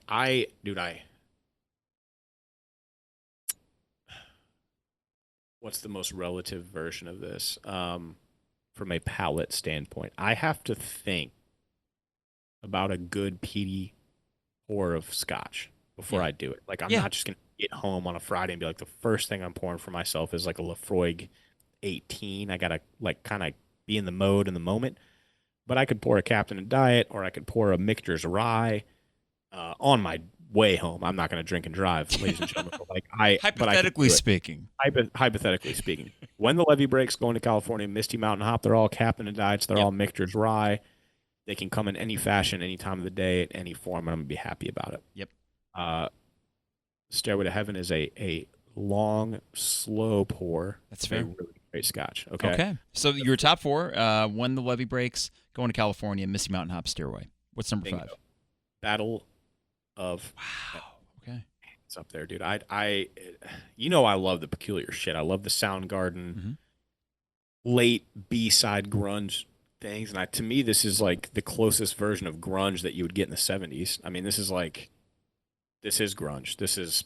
We had an obsession with weird fucking shit, and I'm reading into it and I'm loving it. Like, I don't really get the Hobbit shit because I wasn't there. Like, Danny would help us on that note, but like for me, it doesn't give me those vibes because I wasn't like a Hobbit, Lord of the Rings kid. I was way more Star Wars, and this is not that to me. So Battle of Evermore at 5. So if you're tracking here, I've got B, B, B, A, A. So top 3 tracks were side B. That's why that got the nod. Okay, so can I guess your 6, 7, 8? That's what I was gonna hope you would do now. Okay. So 6 Black Dog, 7 Rock and Roll, 8 Four Sticks. Bingo, you got it. Okay. We matched on Rock and Roll, both at 7, and again, you can't take away from it. But I think just what it did for me in terms of the Cadillac commercial and how it resonated with me. But I also had to give it love because it is what it is. It's not a shitty song. It's not even close to that. It's an amazing song, but it was just overplayed for me in the early years before I knew where it stood, where it was on an album, and everything else. That I just it resonates in a different way. Four Sticks, man, I hate to just leave it there like a festering turd at the bottom of this list because it's not that. However, it also doesn't have a ton of memorable substance for me, like any of the above. Like, if you put a gun to my head and said, "Name me one melody or a takeaway from Four Sticks," I'd be screwed. I'd be a dead man, like in the moment, That's because fair. and it sort of just stays there for me. So, but when I do listen to it, I'm like, hell yeah! Like, I'm not opposed to it. I'm not angry. I think if I saw it live, and now what I'm going to do is listen to Friends, Four Sticks, and then Cashmere, and really see how it hits. But nonetheless, yeah, that's where it is. So That's fair. I think the Four Sticks, you made a good point. I don't think that vocally there's a lot of good hooks necessarily, and it's Robert really at his most like histrionic. I mean, he's going for it for better and for worse, and I understand why that's not people's favorite necessarily. But the cool thing about this album, or Dustiest Crumpet, Battle of Evermore is a good song. Four Sticks is a good song, and I'm not surprised that we both ended up with When the Levee Breaks is the Spiciest Biscuit, because to me, that song is a freaking behemoth, and it is just unassailable how good that song is. And Stairway to Heaven is my number 2, and I was waffling a little bit, but I had to go with my gut. And I appreciate the fact you went Stairway number 4, because the comparison to that as a Lefroig, how do you say it? Lefroy, 18, yes, sure. It's a Yep. peaty scotch, and yes, it is exquisite in its own way, but sometimes I just want a Captain Diet. No doubt. Come on, give me the one the Levee Breaks. You know, we always wrap up here in different ways. I don't want to wrap this up just quite yet because I think we might have just a couple more nuggets. But something that occurred to me that we didn't address throughout this whole spiel, and we've addressed Stairway a lot, was what was played live for Stairway, which is the Gibson EDS 1275. Two neck. It's 2-neck SG, top 12 string, bottom 6 string. It's notorious, dude. It's something like, even as a kid, I was like, Iconic.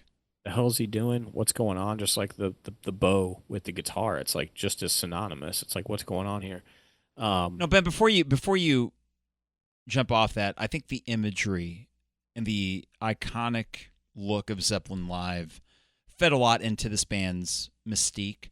For sure. And after this album, the mystique went to almost, unfathomable levels. And the double neck on Stairway was one of them. And John Bonham's transparent drum set with the 3 intertwining circles. And I mean, Robert Plant in true, full-on Golden God status. I mean, these guys from this point forward were bigger than any band in the 70s. I mean, there was no comparison to Zeppelin for the rest of the decade. And this album set them in a course that, if there is a drawback to this album, it's the fact that it made them so big that, well, I don't know if they ever could have matched this again. I think that it removed any sort of idea of them being able to record an album without the trappings of stardom. Like that was done after this. This truly broke them into a level that they were never able to detach from, for better and for worse.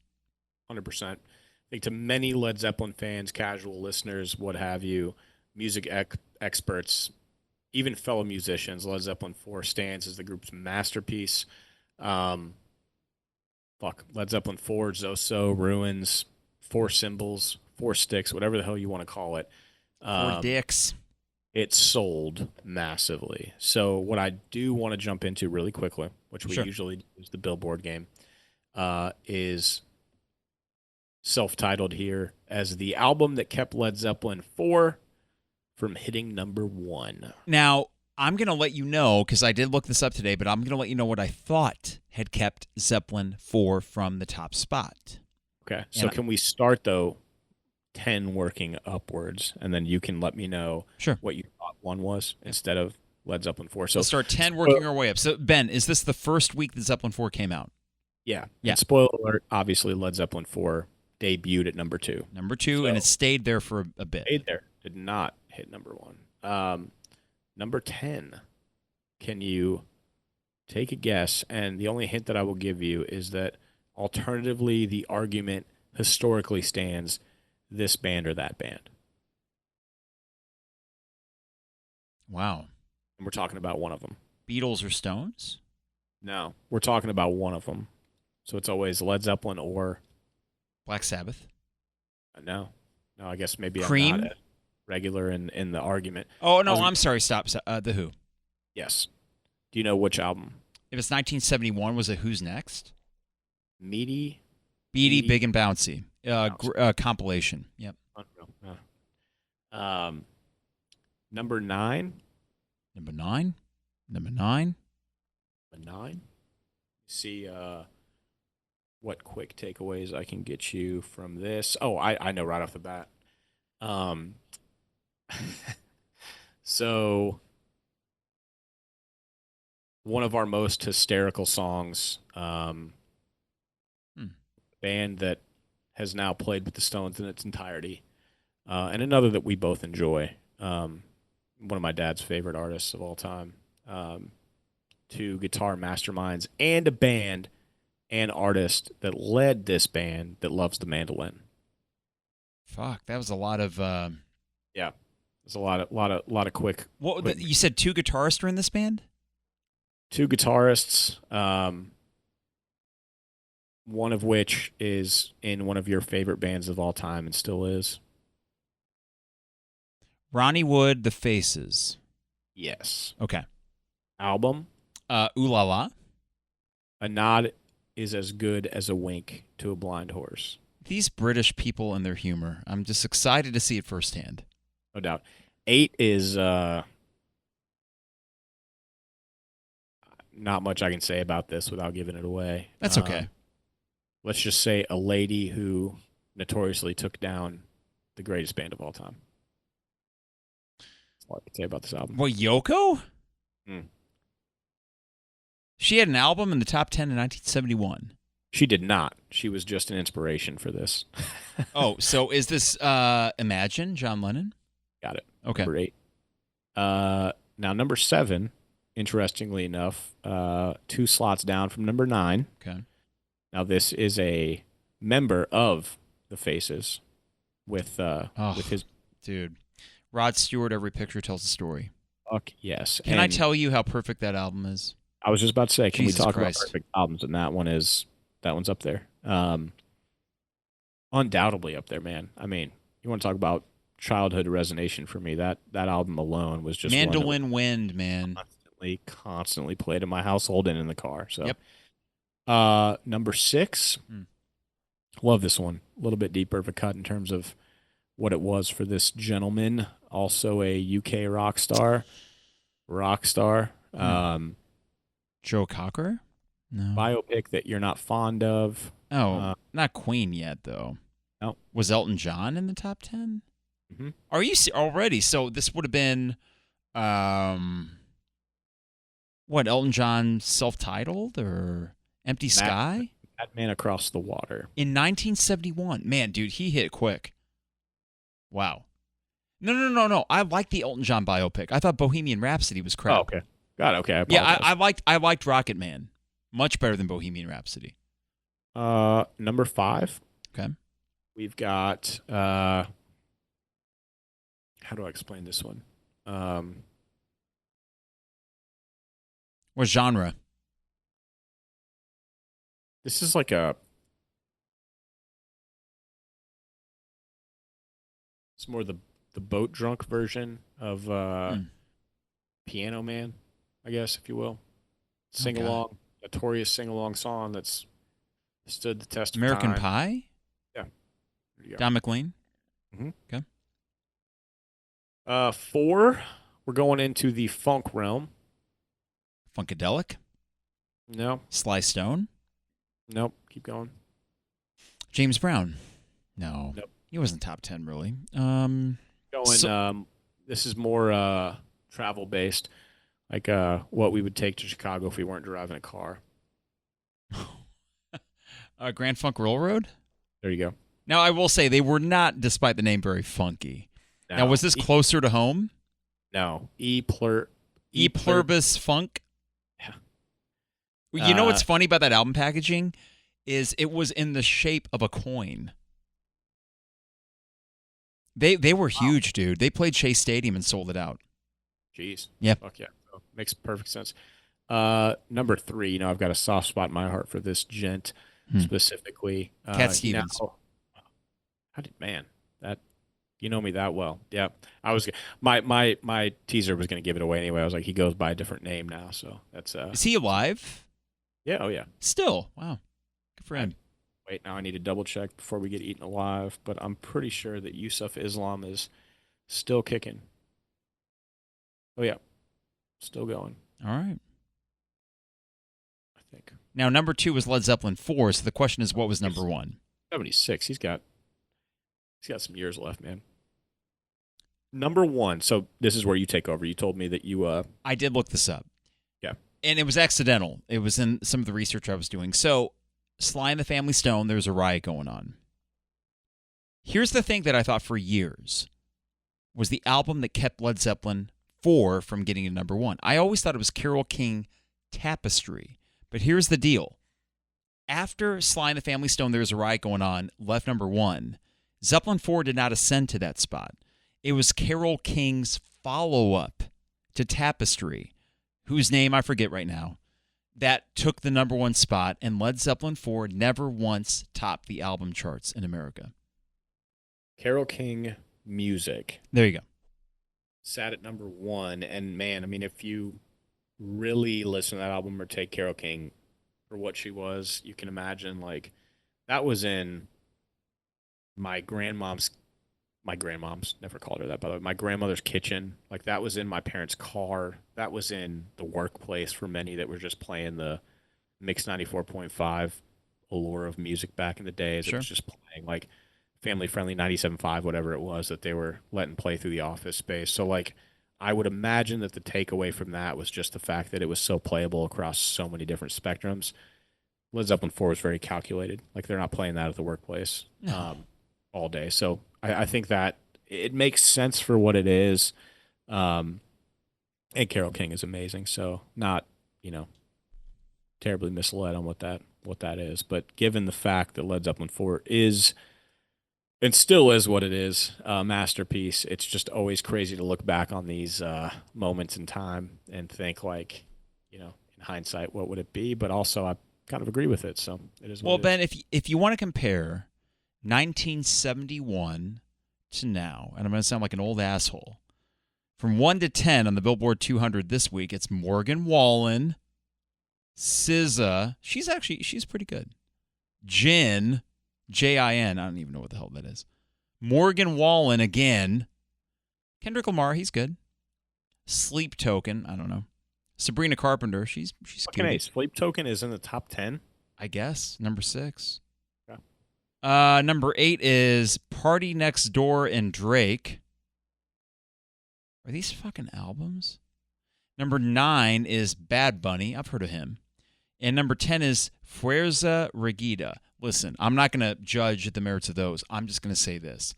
That was one hell of an era of music. The albums we just read. And I could say E Pluribus Funk from Grand Funk Railroad, probably not that great because Grand Funk was... they were good at what they did, but they were not like all-timers in the way a lot of other bands were back then. That's a really good week of music. And I will stand by Carole King and say she was an incredible songwriter. Yeah, the only other takeaway that I get from you naming what was reality now for us is that Sleep Token, they are from the UK. They are a rock band. That was the only rock mention in the top 10 nowadays, which, in obviousness, you got the Faces, you've got... The Faces were in the top 10, Ben. The Faces are now known as like a, Rod Stewart's first band. But I never thought they were that big. Fun joke of a band, yeah. But then you think, like, a few songs. You're right. I would personally consider the Faces like a if you had a gun to my head, like one-hit wonder that Stay With Me.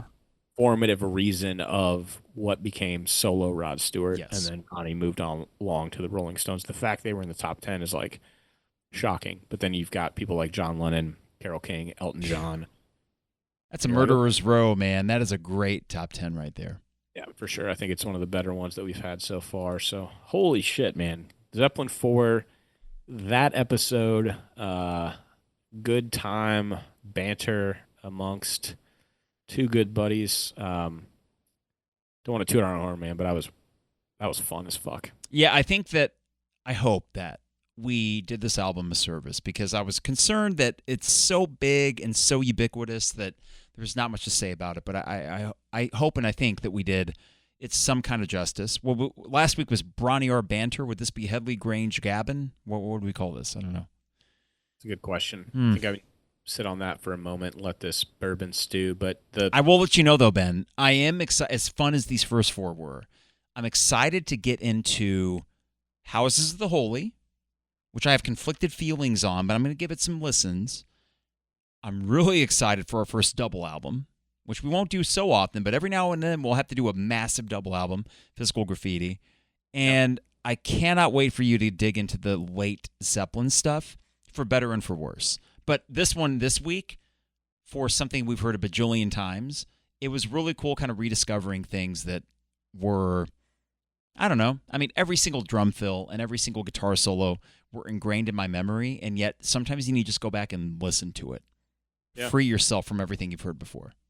We're chugging right along. We're getting to the second half of our journey here, which is mind-blowing because it kind of feels like we just kicked off, but I'm, loving every step of it. The thing that I enjoy most about what we just did with 4 is, this will resonate with you. So you go to Watson's, shout out Watson's Hot Chicken. You get your old-fashioned. You and your wife are sitting there having a great time. Another shout out, what's going on? Kara, I know you, and when I sit with you, one of my favorite things is that you'll take a sip of a really great drink or, a morsel of a great piece of food, and you're just like, you just do this, and your eyes roll, and you're like, God, it's so good. What I got nervous about in the fact that we chose Zeppelin to do our first pod run was that how many times could I just go, oh, God, to a song and leave it at that? And I was afraid that we were going to have too many of those instances, especially in 4, where I wasn't going to be able to clearly convey why any one song was better, worse, or, any step of the way different than the latter. It's like Stairway down to Rock and Roll. Where the fuck are you going to go with this without being like, great, next, good album? Like, what are we going to do? I think, oddly enough, of all 4 albums so far, that one was like the most differential in presence of delivery of each song and reasons why than some of the others. So it's you never know, right? I mean, I think again, it just comes down to what they've done, how they placed it, and then where it sits in your mind and how it resonates. But at the end of the day, we started by deeming it perfection, and I think I'm going to end with deeming it perfection because of how many different routes it takes and where it still sticks in my head to this day. And I think I messaged you right after I gave it the first listen through on vinyl, and I was like, fuck, dude. You also never realize how quick that album goes by. Like a flash in the pan. It's like, what was that? Way more thought-provoking, but less in the same instance than any of the first 3 albums, because to me, you could like stop, go back really quickly on any of the first because you're so curious about what's going on. 4 is just like straight through, and then you're left restarting or just like going on about your day. So loving this journey, really looking forward to the fact that we are not stopping this train at Led Zeppelin. So as much as I am eager to get in these later albums, the double LP, as you know, and it's you great. may have called it out during this podcast, one of my favorite tracks of all time beyond Led Zeppelin is coming up pretty quickly. Which will be hard to vote against, but I'm going to do my best, man. I'm going to stick to my guns, and I have not listened to anything forward past anything that we've done, and I'm going to give it its due to see where things truly land on my first listen through. But at the end of the day, we are chugging right along, and just as soon as we're getting going here, we're going to be releasing next week, episode 1, and probably soon after that, starting on another band, which is going to be crazy. So, yeah, which I'm excited for that one, too, because the timing of it. But I think that with the Led Zeppelin 4, all the accolades afforded to it are appropriate. I think the track listing, the packaging, the songwriting, the production, a band at their peak. The only thing that makes me a little bit sad about this album is that they would never touch these heights again. But in fairness, I look at most all my favorite bands, and there's always a peak, and it usually comes in the first half of their career. And the great thing about Zeppelin is that there's still a lot of awesome shit to come. And while it might not match Led Zeppelin IV, runes, four symbols, whatever you want to call it. I think that speaks less to any sort of deterioration on their part. I don't think they lessened as a band. I think that sometimes there's just this alchemy of everything coming together at the exact right time, in the exact right moment, in the exact right place, Headley Grange. And this is one of those moments where all of these factors just worked. It's a pleasure to listen to. It's a lot of fun to talk about. And I'm glad that we have not yet reverted to Chris Farley's show. Hey, remember when you did that? You know, we haven't done that quite yet. Though, listen, I can't criticize a song that doesn't have a lot of points of criticism, and Led Zeppelin IV does not. Here's the thing, man. These three guys are still alive today, and they put a hard stop on anything together past a certain point. And I think that there's a massive testament to that. Now, Keith and his wife, Meredith, just rolled up to Chicago last Saturday. They saw AC/DC. When I tell you that it was very hard for them to even put into words what they witnessed, it's true. Like, they're still putting it on, man. Like, it's in a different format. Mike, you and I have seen the Stones 3 times together. It was supposed to be 4. I still find it crazy that my literal grandfather could be floating about the stage in some Nike-free lace-up shoes, playing a guitar as good as he ever has, and the Stones are still kicking. Nothing against them, dude. But the fact that you can still reach out, touch them, feel them, chew on them, have your own experience and takeaway now in 2025, I could technically take Collins or Brooks to a Stones show or an AC/DC show. The fact I can't reach out and touch any Zeppelin, but they're still out there, and that artists to this day are still following them and trying to beat or match them. You know, it's like Jordan, if he were there and he was still able to play, but he's not. Yeah. Right. It's just like a massive, like, we know what we were, we know what we did. And to me, Zeppelin IV is the moment they had that decision. Everything after was, and before was just like, it's there and it still exists. I don't think after this they were trying to match or best anything. I think they were, and I'm not saying they were just trying to maintain, but what I'm getting at is that we're talking as if these guys have been gone for an eternity and they're still just out there. They're still doing their thing. There's still people who look up to them and look for their acceptance, which is wild to me. Like, they talk about Jimmy Page as the demigod, which he is. And I love it, man. I love what we're doing. I hope listeners do as well. And I'm just, if nothing else, man, who cares? Like, at the end of the day, I've enjoyed just hanging out with you for a handful of hours here and there throughout a weekly night. And just this one specifically felt like the sweet spot of a bat, man. Oh, for sure, yeah. And we will find the Zeppelin fans. We will find them. And they will find this podcast. And then we'll do other artists. We'll find those fans. And the beauty of it is that as we hit on different artists throughout this, we will have many different experiences and perspectives to talk about. But part of the reason we started with Zeppelin was we had that kind of ingrained experience with them. And I think that this episode, we've found as a podcast a lot of things that the pace and the structure of it, I feel really good after this one. I think in the same way, not to compare Drop the Needleheads to fucking Led Zeppelin IV, but this was our Led Zeppelin IV. Is that fair to say? And again, not to rip too much from somebody currently out there, but I think we've talked about it a little bit before. Blank Check with Griffin and David. Love that. A lot of what they do and how they approach it. Like, I don't think they go into any one movie with too many flowers or too much behind it, but there's always that level of, they're not going to pick just dog shit. Like, they're going to do something that's resonated with them. Sometimes they pick movies that are a little bit off the cuff and funny. Other times they're picking Jurassic Park or Die Hard, and you're like, I'm listening to this fucking thing through and through. So I hope at the end of the day, people realize we're doing mini-series. If you love Zeppelin, if you hate Zeppelin, I still think you're going to get a lot from what we're talking about and how we're going about it. Just remember, stick with us. We're doing other artists. We're doing other mini-series. There's going to be a lot of takeaways here, but if nothing else, you're getting two guys that have two polar opposite approaches to how they look at music, but they have a very cohesive way of bringing it together.